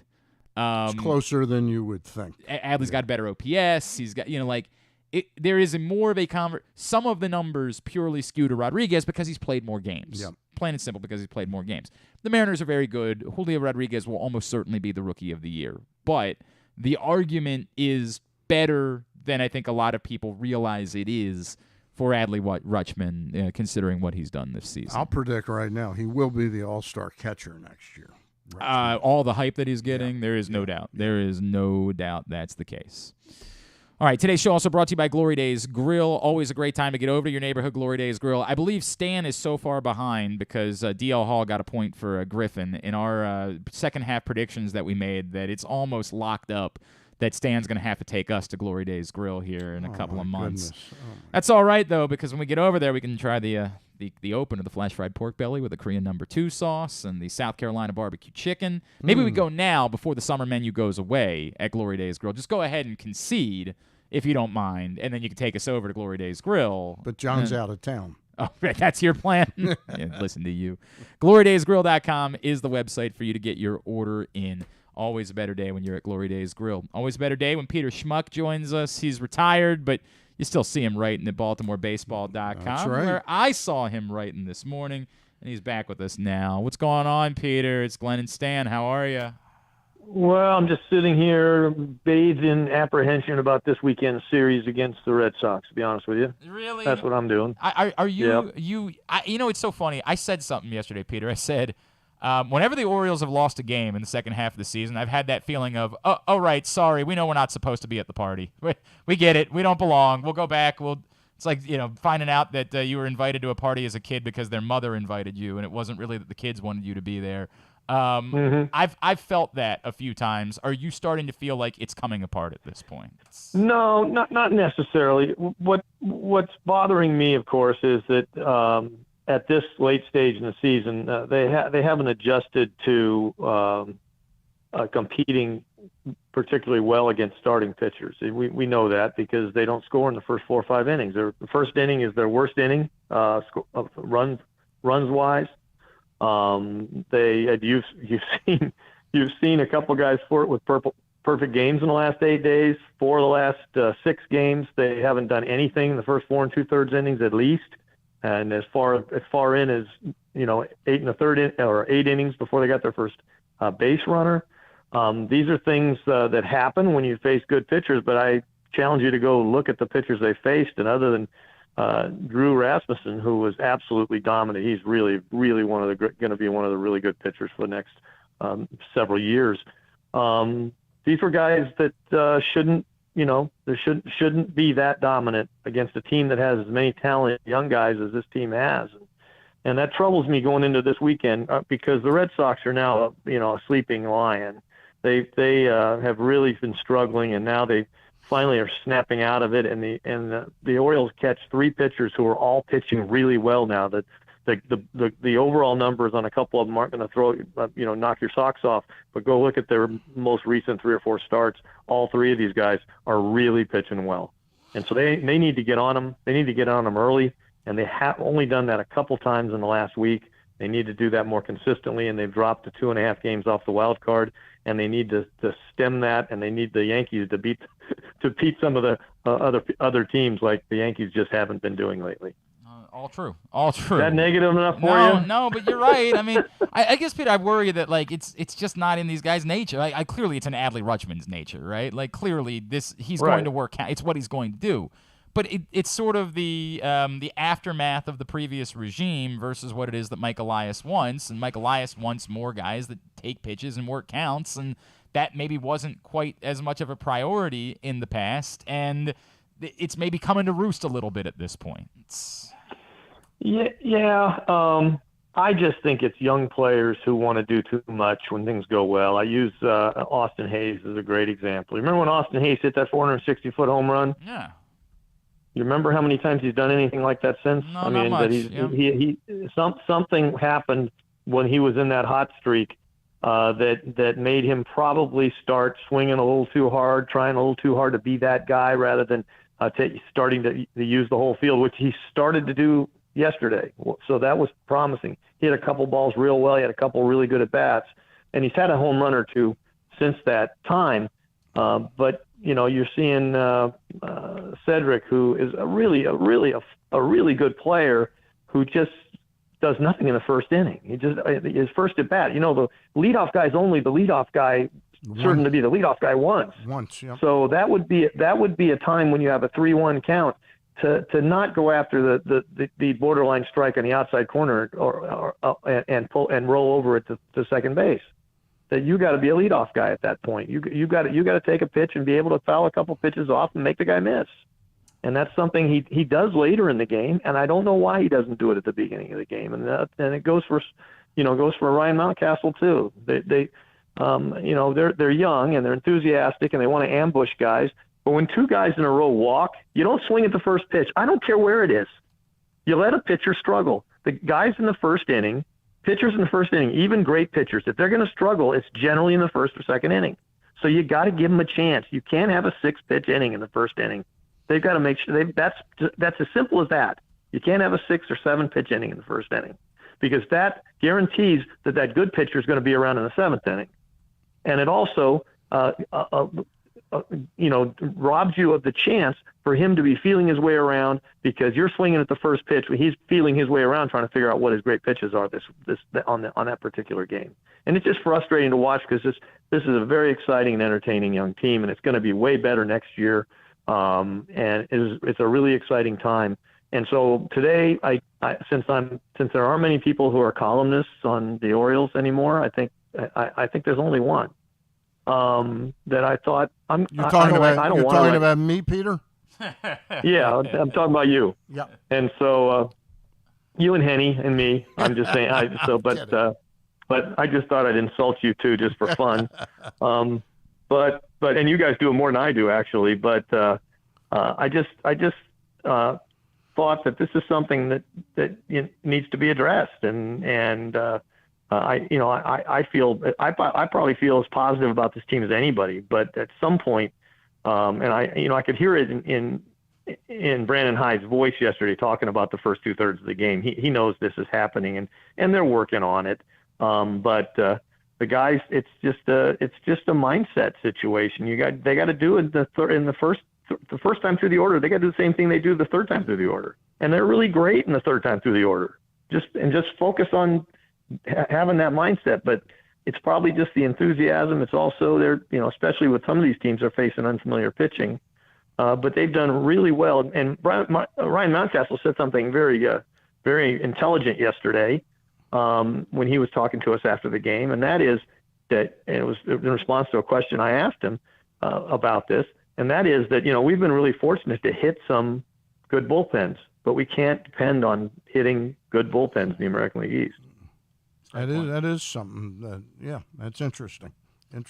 He is Peter Schmuck. BaltimoreBaseball.com is where you find that column he wrote about what the Orioles need to do at the plate.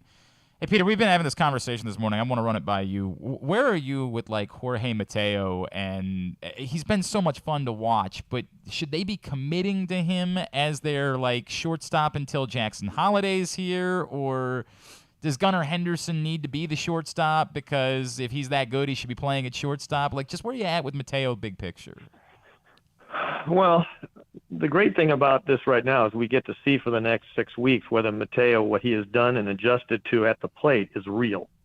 If you told me right now who's going to be the shortstop next year, I would think you'd focus on Gunnar Henderson if you were not confident that Jorge Mateo is not going to lapse back into being a 150 hitter.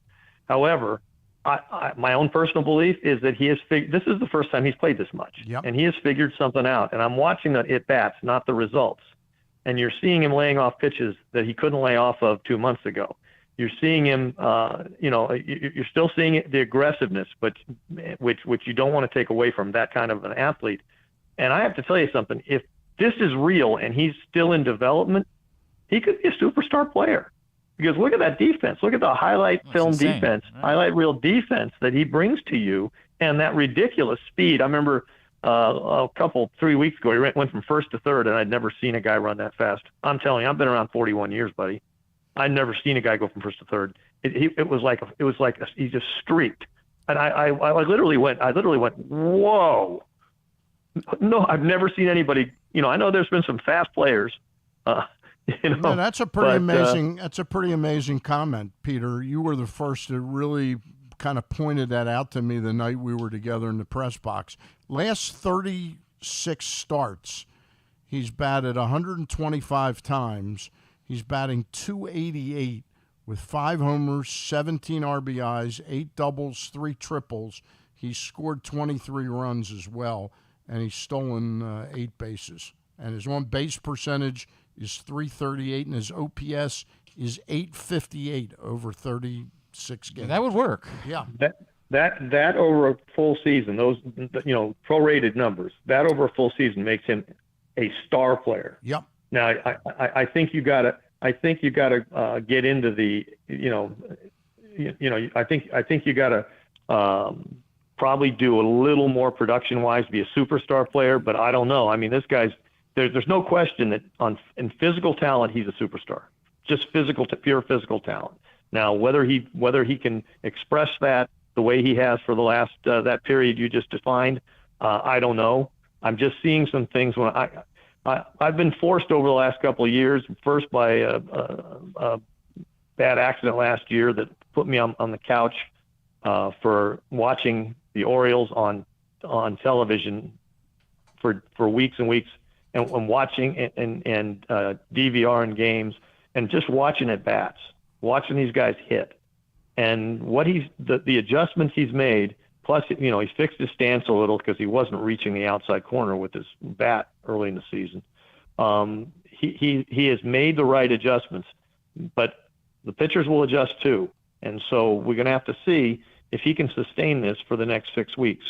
If he can, then he's got to come into next year as your shortstop. And if Gunnar Henderson's ready, if he can play shortstop, he can play second base. Yeah. And you'll have him in the lineup. Now, I mean, how this plays 3 years from now, when Holiday is ready to go, we'll see. We'll see where this is. Right. If you have a player at shortstop that's of Adley Rutschman's pedigree, which is what Holiday is, it's going to be tough to keep him off that position. And this is a team also which has a wonderful history when it comes to shortstops, as you know. I believe we call these good problems to have, however, Peter. Yep. I believe that's what you call those things. Is far better than whether it's going to be Freddie Bynum or Fahey playing shortstop in a particular season, which has been a conversation we've had. All right, just one more for you. Again, we've been posing these sort of all throughout the course of the morning. I want to get your thoughts on what's practical. Like Mike Elias says, it's liftoff. They're spending money this offseason.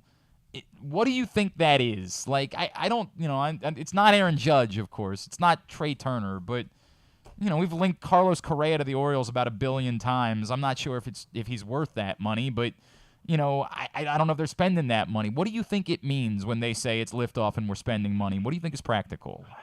I think it has to be pitching myself. And again, practical is an interesting question because this again becomes relative. What happens the next 6 weeks? Does this team get into the playoffs and win a wild card series and actually have a real playoff season? I mean, I don't expect them to be the World Series champion, but do they go and have another series at Camden Yards where you have a Delman Young type highlight that everyone remembers forever?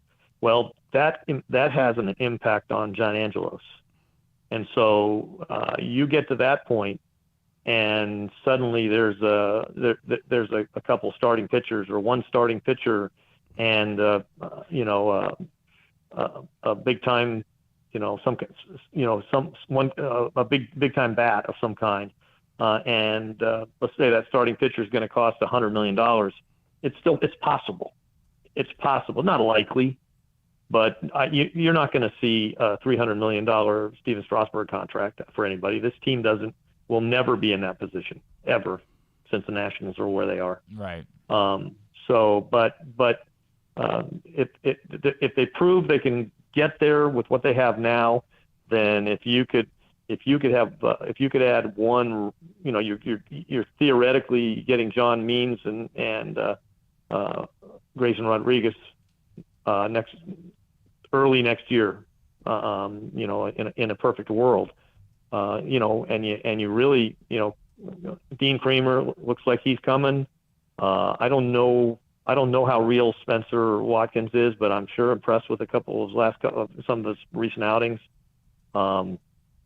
Again, Tyler Wells, does he end up being your big time, your eighth inning setup guy, or does he end up coming back to the rotation?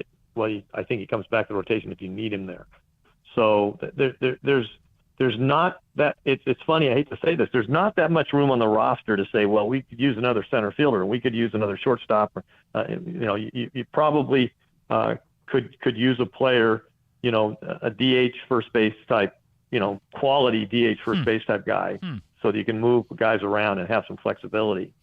Might that guy be Trey Mancini? That would sure maximize his value for the team if they got the two pitchers they got and then were able to re-sign him. Well, that's true, and that would be a nice thing. The fans would love that. If I was Trey Mancini, I wouldn't walk back into this stadium except as a visiting player. The stadium's in his head. I mean, he had to, he went to Houston and he hit three home runs in his first week. Yeah. Because he could hit him to left field. And he was having to adjust his swing here to avoid that fence, or that fence get in his, the long wall get in his head. I don't see him coming back unless the market is really bad for him. And it may be. There's lots of first basemen out there, and there will be. He's not going to get a huge contract, but no, he's but not. He's sort of what they need dollar-wise and value-wise, you know. Except that is he really Trey Mancini anymore once you put him in the stadium? Because of I really you'd think that extended left field would give and take, meaning that Trey Mancini would get more hits to left field and he'd get fewer home runs, right. And it might even out. And he's a just under 300 hitter, or is around to be a 300 hitter. Well, then he's really valuable. But I think what we saw this year was that it just even though he pretty much led the Orioles in all these categories, he wasn't that Trey Mancini. And I think when he, I hope the Orioles are probably going to have to win the World Series. I hope that Houston does. I hope he gets a ring. Mm-hmm. He's a great kid. He's a great kid who's been through a lot. And I just don't see, once he's been there, and if he has a great next 6 weeks, and he isn't hitting for average there, but he's produced. He's had, if you look at what's he played in, I don't know how many games, but he's got like an RBI average a game or something like that, and it's way above his production averages are way above what they were here per game. I think he's hit four. I think he's hit 4 home runs, and two of them have been on the road though. 10 RBI in 13 games. Yes. Yeah, well, it's pretty good. I think he has a grand slam in there, which kind of juices that up. Yeah.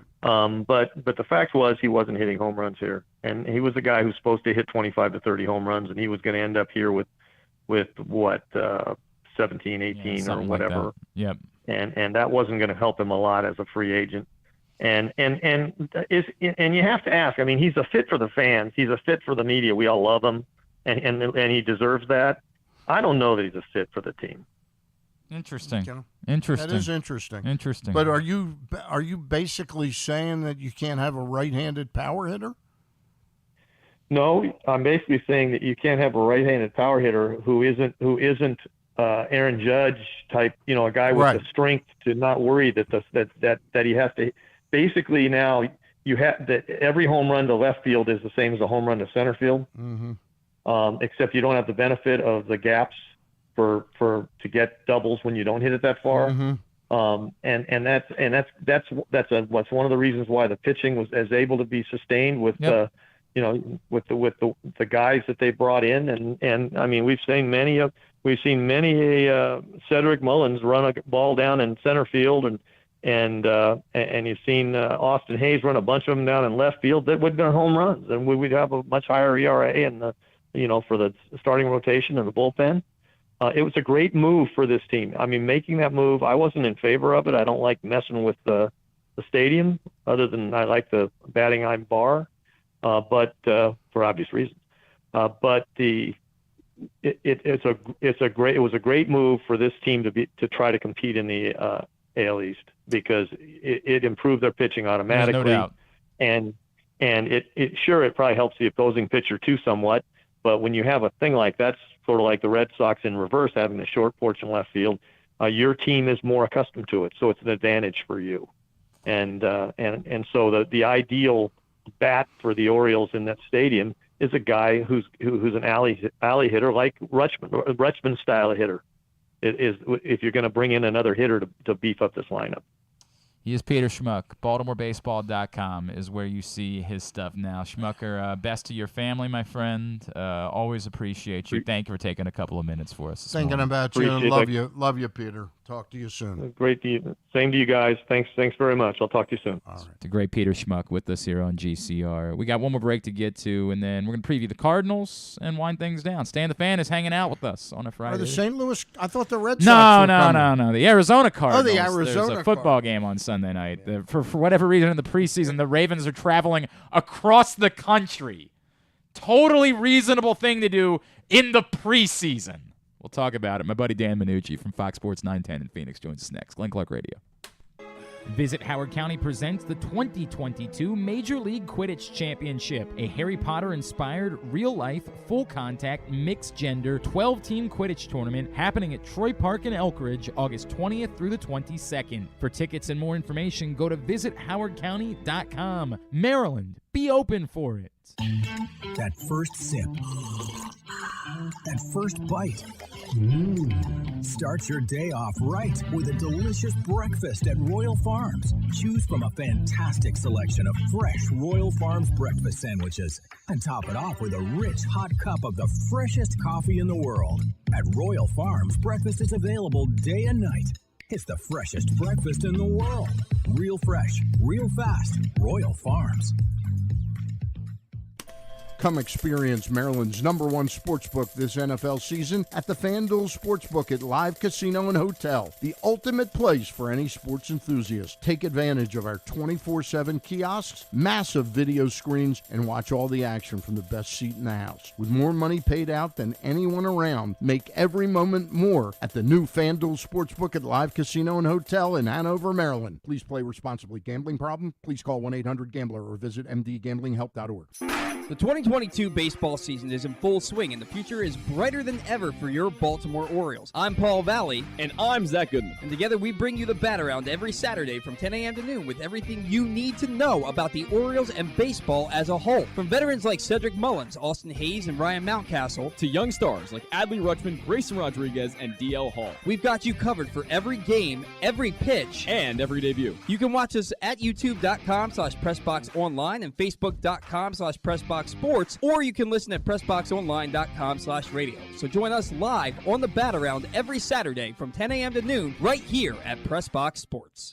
Summer is in full swing, and so is the summer seasonal menu at Glory Days Grill. Start with the opener, flash fried pork belly with their popular Korean No. 2 sauce. And try their South Carolina barbecue chicken, or backed by popular demand, the lobster roll with grilled corn. Also try the irresistible crab and lobster fries, or the very berry salad with chicken. And for dessert, the Cracker Jack sundae with a waffle, ice cream, and Cracker Jacks. This menu will be gone. Find out more and get your order in at glorydaysgrill.com. Glory Days Grill, great food, good sports. Make the most out of every day in your Toyota RAV4. Available in hybrid or gas-only models. A RAV4 can get you where you want to go in style. Check out buyatoyota.com for deals on new RAV4s from your local Toyota dealer today. The latest edition of Press Box is available now. On the cover, Bo Smolka profiles Ravens tight end Mark Andrews' path to NFL stardom, from his late decision to play the sport full-time through having to overcome type 1 diabetes and more. Also, inside, we introduce you to football players at Maryland, Navy, Towson, and Morgan State. And we give you everything you need to know for betting football this season. Press Box is available for free at over 500 area locations, including 60 Royal Farm stores. And you can always find the entire edition, as well as the best daily coverage of demos, Ravens, and Terps at PressBoxOnline.com. It's statistically proven that the show sounds better if you're not wearing pants. Like me. Right now. You're listening to Glenn Clark Radio. Back in here on GCR, Friday edition of the program. Stan the Fan Charles has been hanging out with us all morning long. Been waiting all day to talk to your next guest Dan about Manucci, the that's St. Louis Cardinals. Yeah, the thing about that is he might remember Roger Worley. He might remember was Goldberg, some of the great players in St. Louis football Cardinals history. I don't think he's going to help us out much on what should we expect from. How about the thing with Albert Pujols yesterday, though? That was cool. That was cool. But do me a favor, if I'm going to be here on Fridays on a regular basis, have Griffin give me the whole story. He said we're going to have him talk about we're talking the Cardinals. You need something a little bit more specific prepped, than that. It's like when we said we were going to have a Jets guest on, and you did all that Winnipeg Jets studying, which I appreciated. You were really not. I was up on that. I couldn't believe how much you knew about Dale Howard-Chuck. I was like, that's incredible. But it didn't help us because we were actually talking about Joe Flacco. Yeah. That was the situation there. Is he definitely starting that first game? They're talking. I mean, they haven't announced it, but it's essentially. They're saying that Zach Wilson's made this miraculous. Well, he's back at the facility. Essentially, walking. the initial doom and gloom was insane. It's not. It's a 4-week injury, but they ought to make sure he's 100%. I mean, there's some people that would argue even if he was, they should play Joe Flacco anyway. The Ravens are headed to the other side of the country on Sunday night, Stan. And, I bust on you about being old sometimes, but I am relentless with our next guest because when I knew him, he was only 50. Oh, my And goodness. I still, that must mean he's every my day. age. Yeah, he's getting there.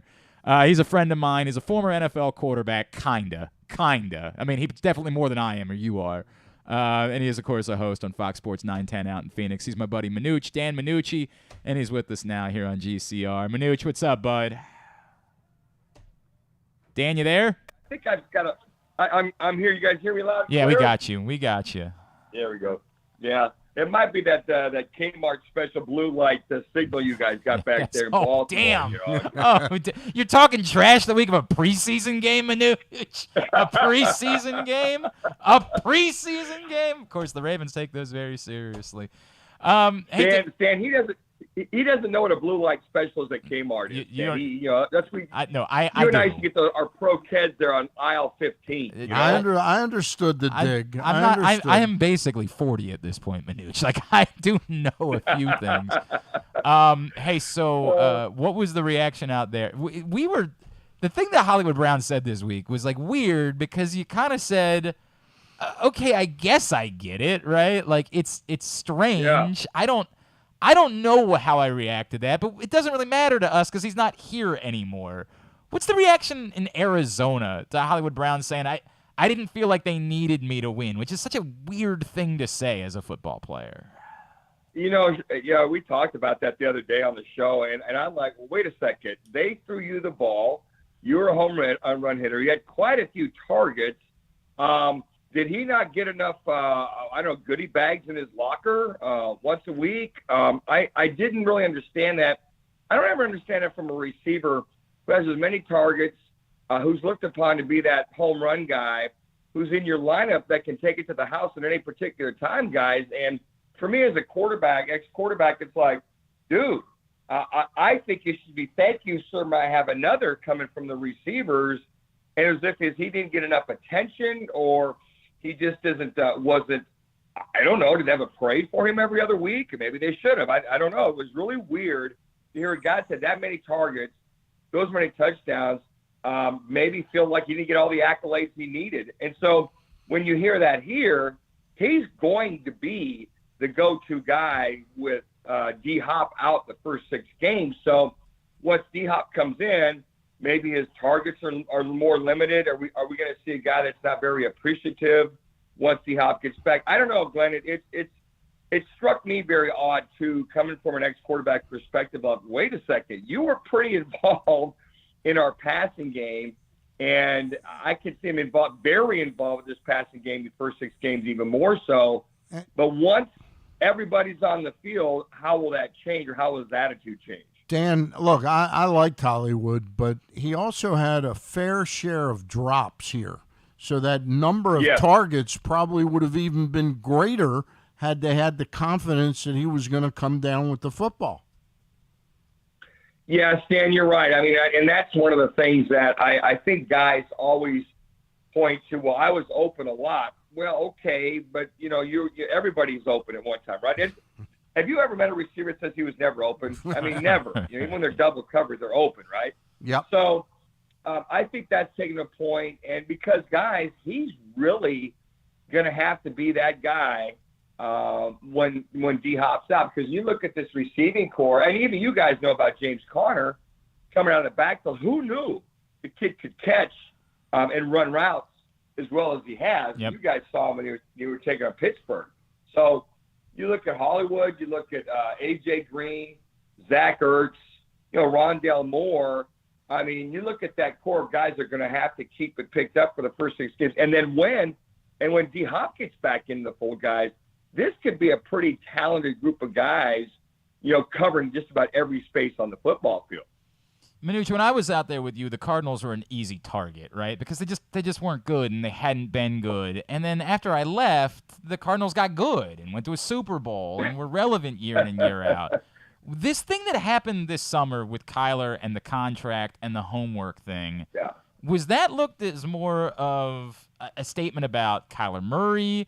Was it looked as more embarrassing for the franchise and a reminder of how embarrassing the franchise had been in the past? Like, what was the response to that out there?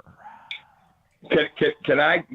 That's a multiple choice. I can say all the above. Yeah, I really believe it is. It really is, because first and foremost, I think it was a shot at the kid, because we had heard, he studies hard when he's studying, but does he put the extra time, effort, energy into the game tape, the game film. And guys, when you watch this team, I hate to say it, man, they faded like tissue paper in a rainstorm 5 out of the last 6 games. Yeah, they were And awful. you guys saw the playoff game. He looked somewhat miffed at some of the defenses. So I think that shot was at him first and foremost. If you're going to pay him $230 million, guarantee or $230 million, which I think 130 is guaranteed.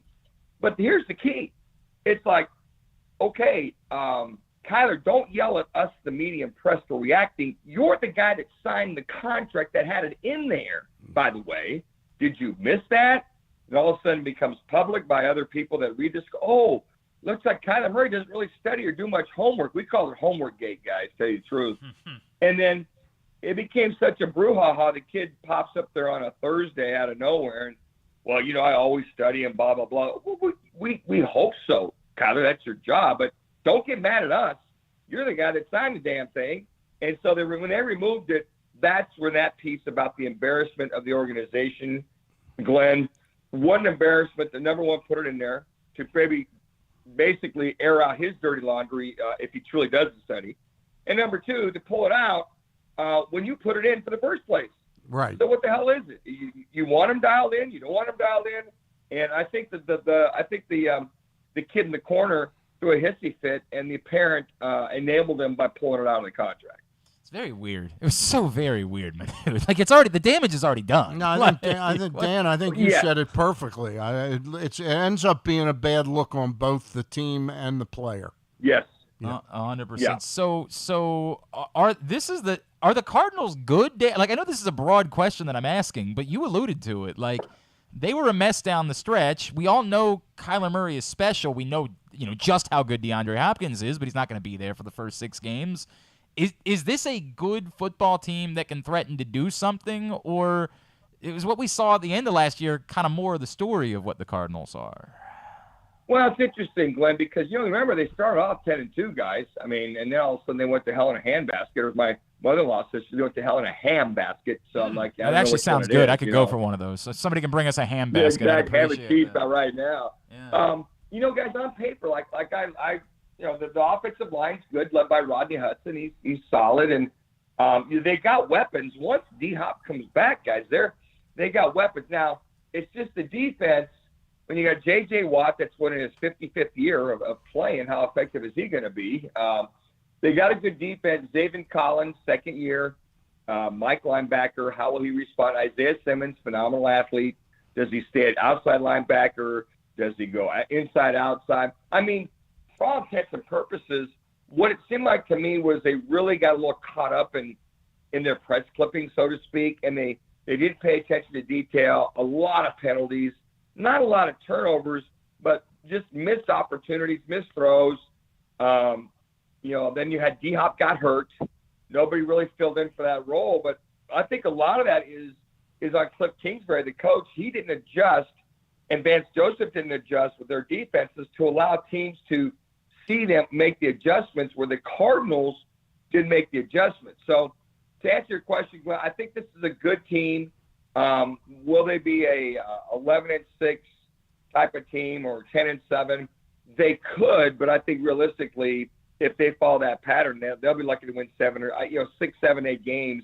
I think a lot of the pundits are looking at because they've faded the last 2 years, guys, and it's like I don't get it. I can tell you, I think attention to detail is the big key, and then just losing their focus.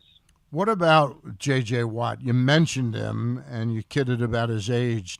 How did he look to you last year, and what are you seeing so far in training camp? I saw a guy that looked serviceable. If a guy that used to play, we're used to watching him play in fifth gear, as you guys did for many years. He's in about third gear. He's serviceable. He's good at the run, at the point of contact. And the biggest key for the Cardinals will be run defense, which they were one of the worst in the National Football League last year. He's going to have to maintain his position. He doesn't get the push he used to, or he doesn't have that bull rush or get around the edge like he used to. He's still solid. He's got gap integrity. He's good around the run. The key for him, Stan, is can he stay healthy the whole year? And he's been nicked and dinged, and I know they hold him out. If a defense plays 55, 60 plays, he might get, 35 to 40. I think they need to use him judiciously just to maintain, keep him healthy. He's still solid at the point of contact and run defense, but he doesn't have the push or the rush like he used to several years ago. I'll ask you about one guy, Dan, Baltimore native Vic DiMakeji, who's been out there, and I know he hasn't really kind of found his way into the mix yet. Any chance that that's a young man that maybe has something in front of him this season? Well, I'll tell you what, we talked about him the other day. He's got a good motor. He had a good, impressive preseason game against Cincinnati last week. He got one sack and he harassed the quarterback. He's got that fire in his belly, guys. Keeps coming and keeps coming and keeps coming. Now, so I think he's still got a little baby fat on him. He can tighten up and get bigger, stronger, faster. But I like his initial push and coming off the edge. And, the way that they'll use him as that weak side linebacker, he can put his hand in the dirt or stand up. They can do a lot of stuff with that kid. I like him because he's just got that push.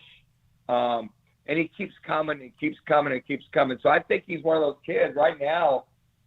Glenn, they've got him as a backup role behind Dennis Gardeck at that weak side backer. I think he's a better athlete than Gardeck. I think that Dennis is just savvy, knows the defense, knows how to get there. And he's a pretty solid kid too. So I think that at that weak side linebacker, they're pretty good. I would prefer, to tell you the truth, I would rather see Isaiah Simmons on the weak side linebacker and have Nick Vigil come back inside as that inside weak side backer. I mean, the left inside backer, and then Zaven Calls as a Mike backer.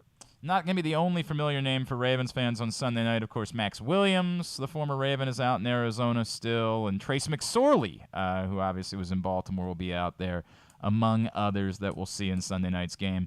Hey, Manucci, could you send the University of Maryland a quarterback at some point, please? Could you, all those guys that are training out there? I will definitely do my best. I mean, they got to come knocking on my door. Yeah, right. But by the way, you guys were talking about the Jets and Joe Flacco. Hey, Stan, I think I might have a quarter left in me if the Jets are really, hard up. Yeah. We'll hook you up with Matt Cavanaugh. Yeah, I don't think that's going to be a play, Manucci. I don't think that's the case. Hey, I was one of the best holders of all time. That's right. He'll love this guy. That's right, and he'll remind you of that constantly, just how good he was. Yeah. Love it. Tom Dempsey. Yeah. Hey, hold for Tom the toe. That's the toe. Tom Dempsey out there. Love you, brother. Appreciate you. Great to hear from you, my friend. We'll talk soon. All right. You are the best, Glenn. I don't care what the hell they say about you. We still love you. Yeah. Thank you, buddy. Appreciate you, Dan.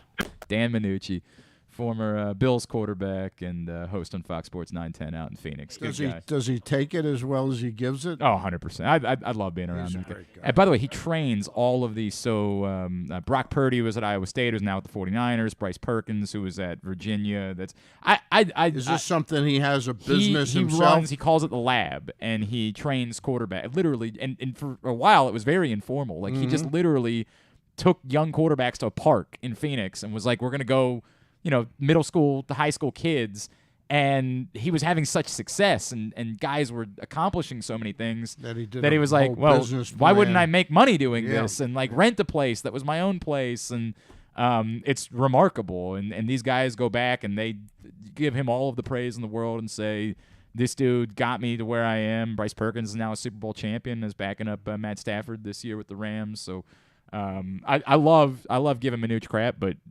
he's good at that. He is really remarkable at what he's turned into in training quarterbacks. You know him? It's time for him to make a phone call to look at some quarterbacks because that dude elevates quarterbacks. It's great. Remarkable. The effort maybe he could end up in. the offensive coordinator of the Maryland Terrapins. Although he loves the guy they got now. Enos, Enos is a hell of a coach. There's no doubt about it. Anything we didn't get to today that was on your mind that you wanted to make sure you brought up while you're hanging out with us? No, I was just curious if anybody responded to my thing about the numbers. The numbers? I didn't get quite as much response about the numbers. I did not see anything. Yeah, not specifically the numbers. A lot of response on the Greg Roman stuff from the front of the show. I have audio of a Jackson Holiday double. Do you want to hear it from earlier today? Audio? It's not a broadcast. What's it going to say? We're just going to hear how the bat sounds? Yeah, we're going to hear how the bat sounds. Sure, fine. Wow.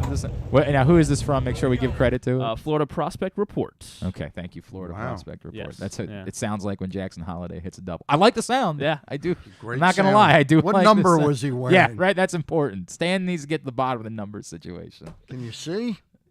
He's trying to magnify. Number it. one. Number one. I like that number one. You okay with that? Yeah, I'd be okay with that. I like That's Tim Beckham's number. because he's got a little more power. At the shortstop position, I'm thinking eventually. You think he needs to have a double-digit number? No, I like a 9. A 9. I like a 9. Okay. All right. What is your? You like Gunnar with 9 as well. What are your inherent rules for number selection? I haven't really. This has just been coming to me. Because I know this is going to sound crazy. Your theory about numbers, what I would say is, someone with power should have 2 digits. The single-digit numbers should belong to the speedsters. The single-digit numbers should be the guys. Well, Cal Ripken, though, was a single that's digit. True. Yeah. That's a good point. Yeah. He was- Brian Mountcastle is a single. See, I don't like Mountcastle as a single digit. You think he should be a double-digit He guy? should be a double-digit guy. You gotta. Who do we see about this? What do we need to? Which senator do we write to? Is this a Van Hollen thing? I think how do it's we? Chris Van Hollen. How do we go about handling this in the press? Stan, did you know we're giving away free money? Did you know that? Who's giving away? Pressbox is giving away free money. I know you're thinking. You're thinking to yourself, "Where's yours?" I understand that. Yeah. Well, you got to do something. What do you got to do? You got to go to playwithswagger.com/pressbox, and when you do that, we're just going to give you $10.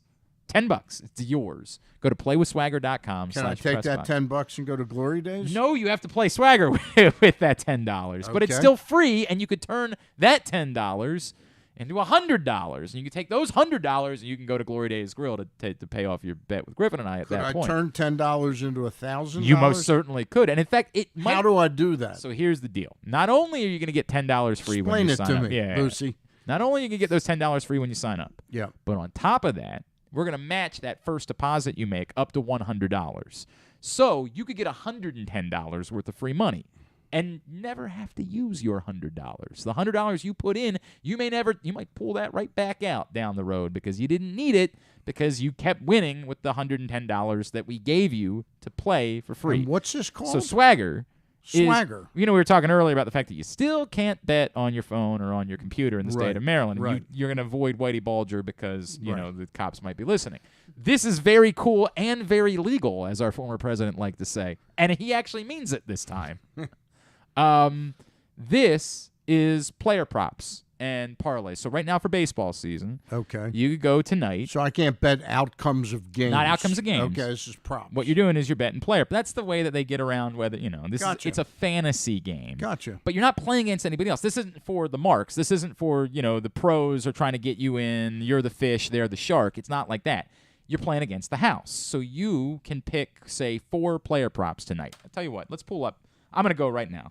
I'm going to go to playwithswagger.com. Playwithswagger. Playwithswagger.com is the website. Again, playwithswagger.com/pressbox is how you sign up in order to get the $10 free and match that first $100 deposit. So we go there, and we look at tonight's game. Now, you can use all of the games tonight. You don't have to choose specifically one game, the Orioles game, but I'm just going to look at the Orioles game for the sake of the conversation, right? You could pick from any game you like, and you combine props in certain games. You can go that route. Griffin's been trying that. I haven't. I've been trying real hard. He's not been succeeding just yet, but he's going to keep going. He's not giving up. I took a night off last night, which I think I needed. Recharge. Yeah, 100%. And I'm gonna have a strong weekend. Get your mind more clear. So of course we know the Orioles are hosting the Red Sox tonight. So I pull up that game, and for example, they have both the Action X setup and the Pick X setup. We're going to go to Pick X. Jordan Lyles, 2 walks or more. Against the Red Sox, I'm a more than 2 walks. Okay, so that if we play that, that'll get us 50 points. So file that away. Okay. All right. I'm gonna play a ticket based on your suggestions, Okay. Stan. I'm gonna play a ticket. I feel like Stan's gonna be really good at this. We're gonna play a $2 ticket on Stan's suggestions. Let's go Cedric Mullins, 2 or more hits or less than 2 hits. Less than 2 hits. Not gonna get us a lot of points. Only gets us 31, but I agree with you. So we'll play it. All right. How about Adley Rutschman total bases? 2 or more or less than 2? I'm going to say 2 or more. I'm going to agree with you, and that gets us 55 points. That is the underdog in that setup. So we need at least one more in order to buy our ticket. So how about they're going for Cutter? They're going against Cutter Crawford. Cutter Crawford, yes, is pitching for the Red Sox. All right, so some options for Cutter Crawford. Cutter Crawford earned runs 3 or more or less than 3.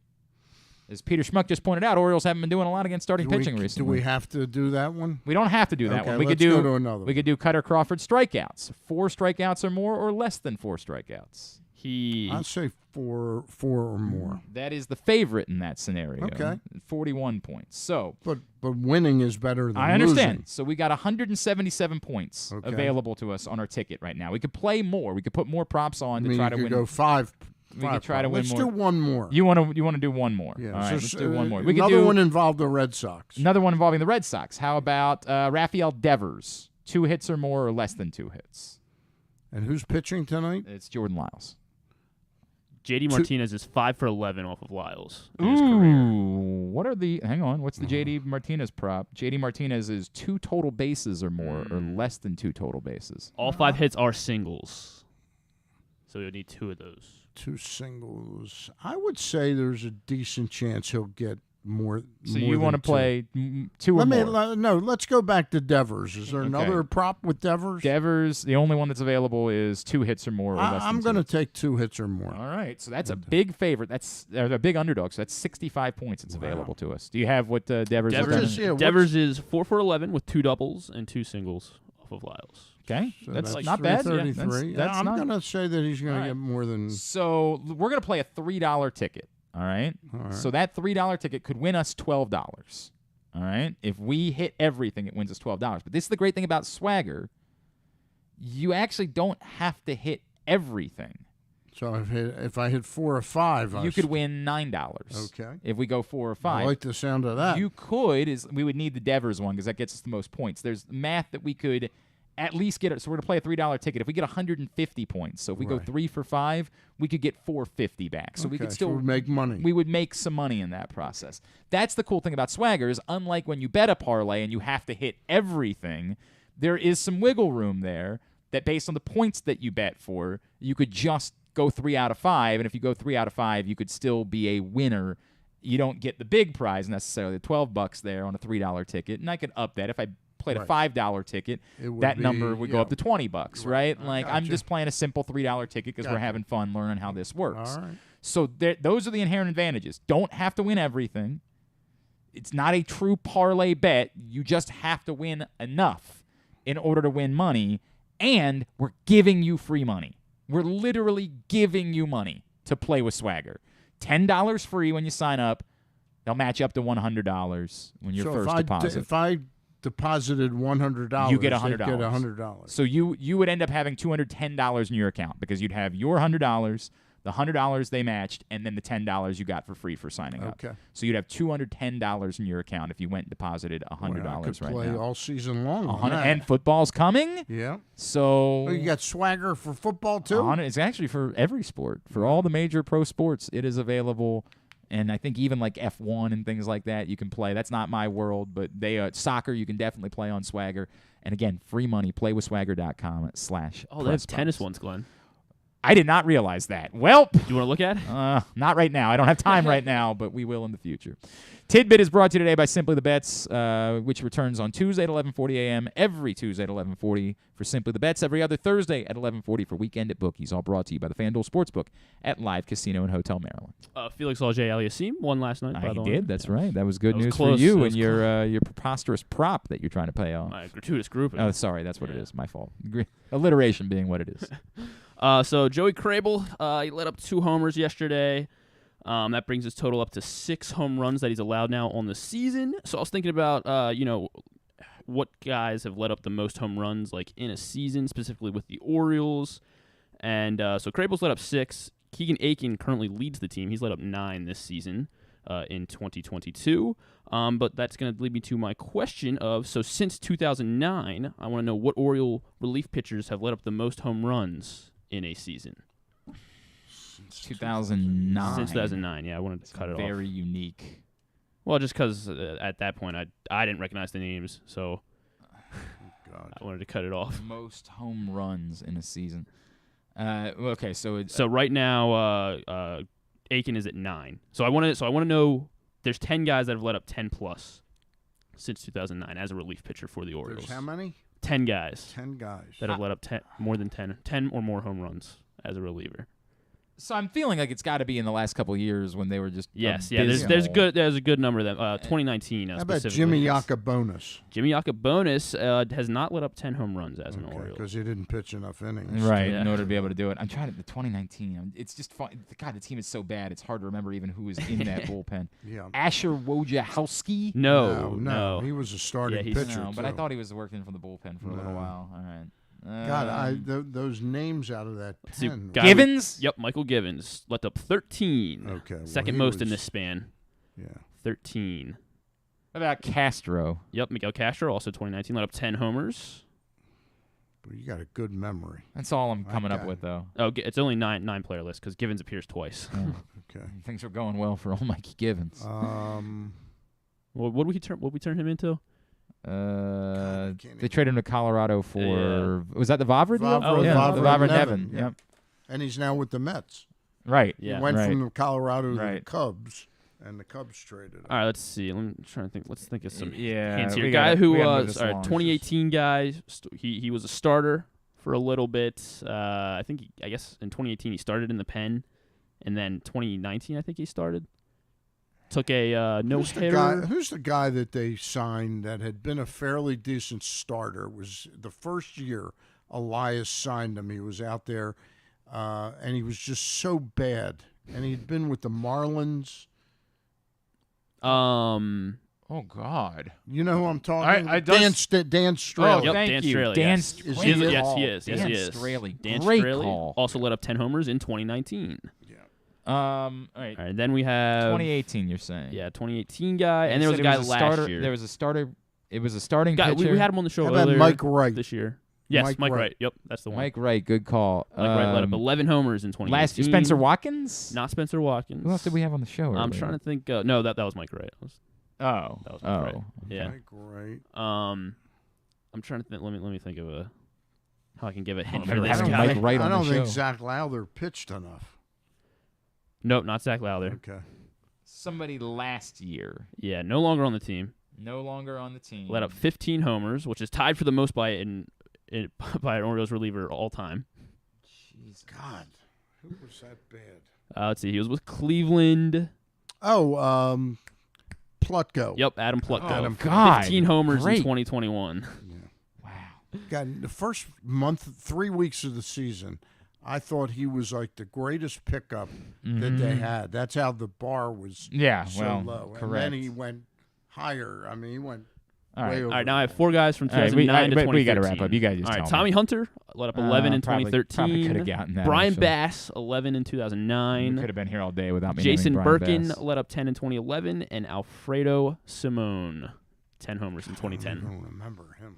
I remember Alfredo. Wasn't Alfredo Simone the one that fired the gun? Yes, and that was wasn't Alfredo. that the story on Alfredo Alfredo Simone? And then, so he fired the gun, then he went to Cincinnati. And he was Right, a, actually, he was a pretty decent quality starter. That's a good point. He Oh, ended up that's being, that guy? Yeah. Oh, God. Yeah, that was the thing.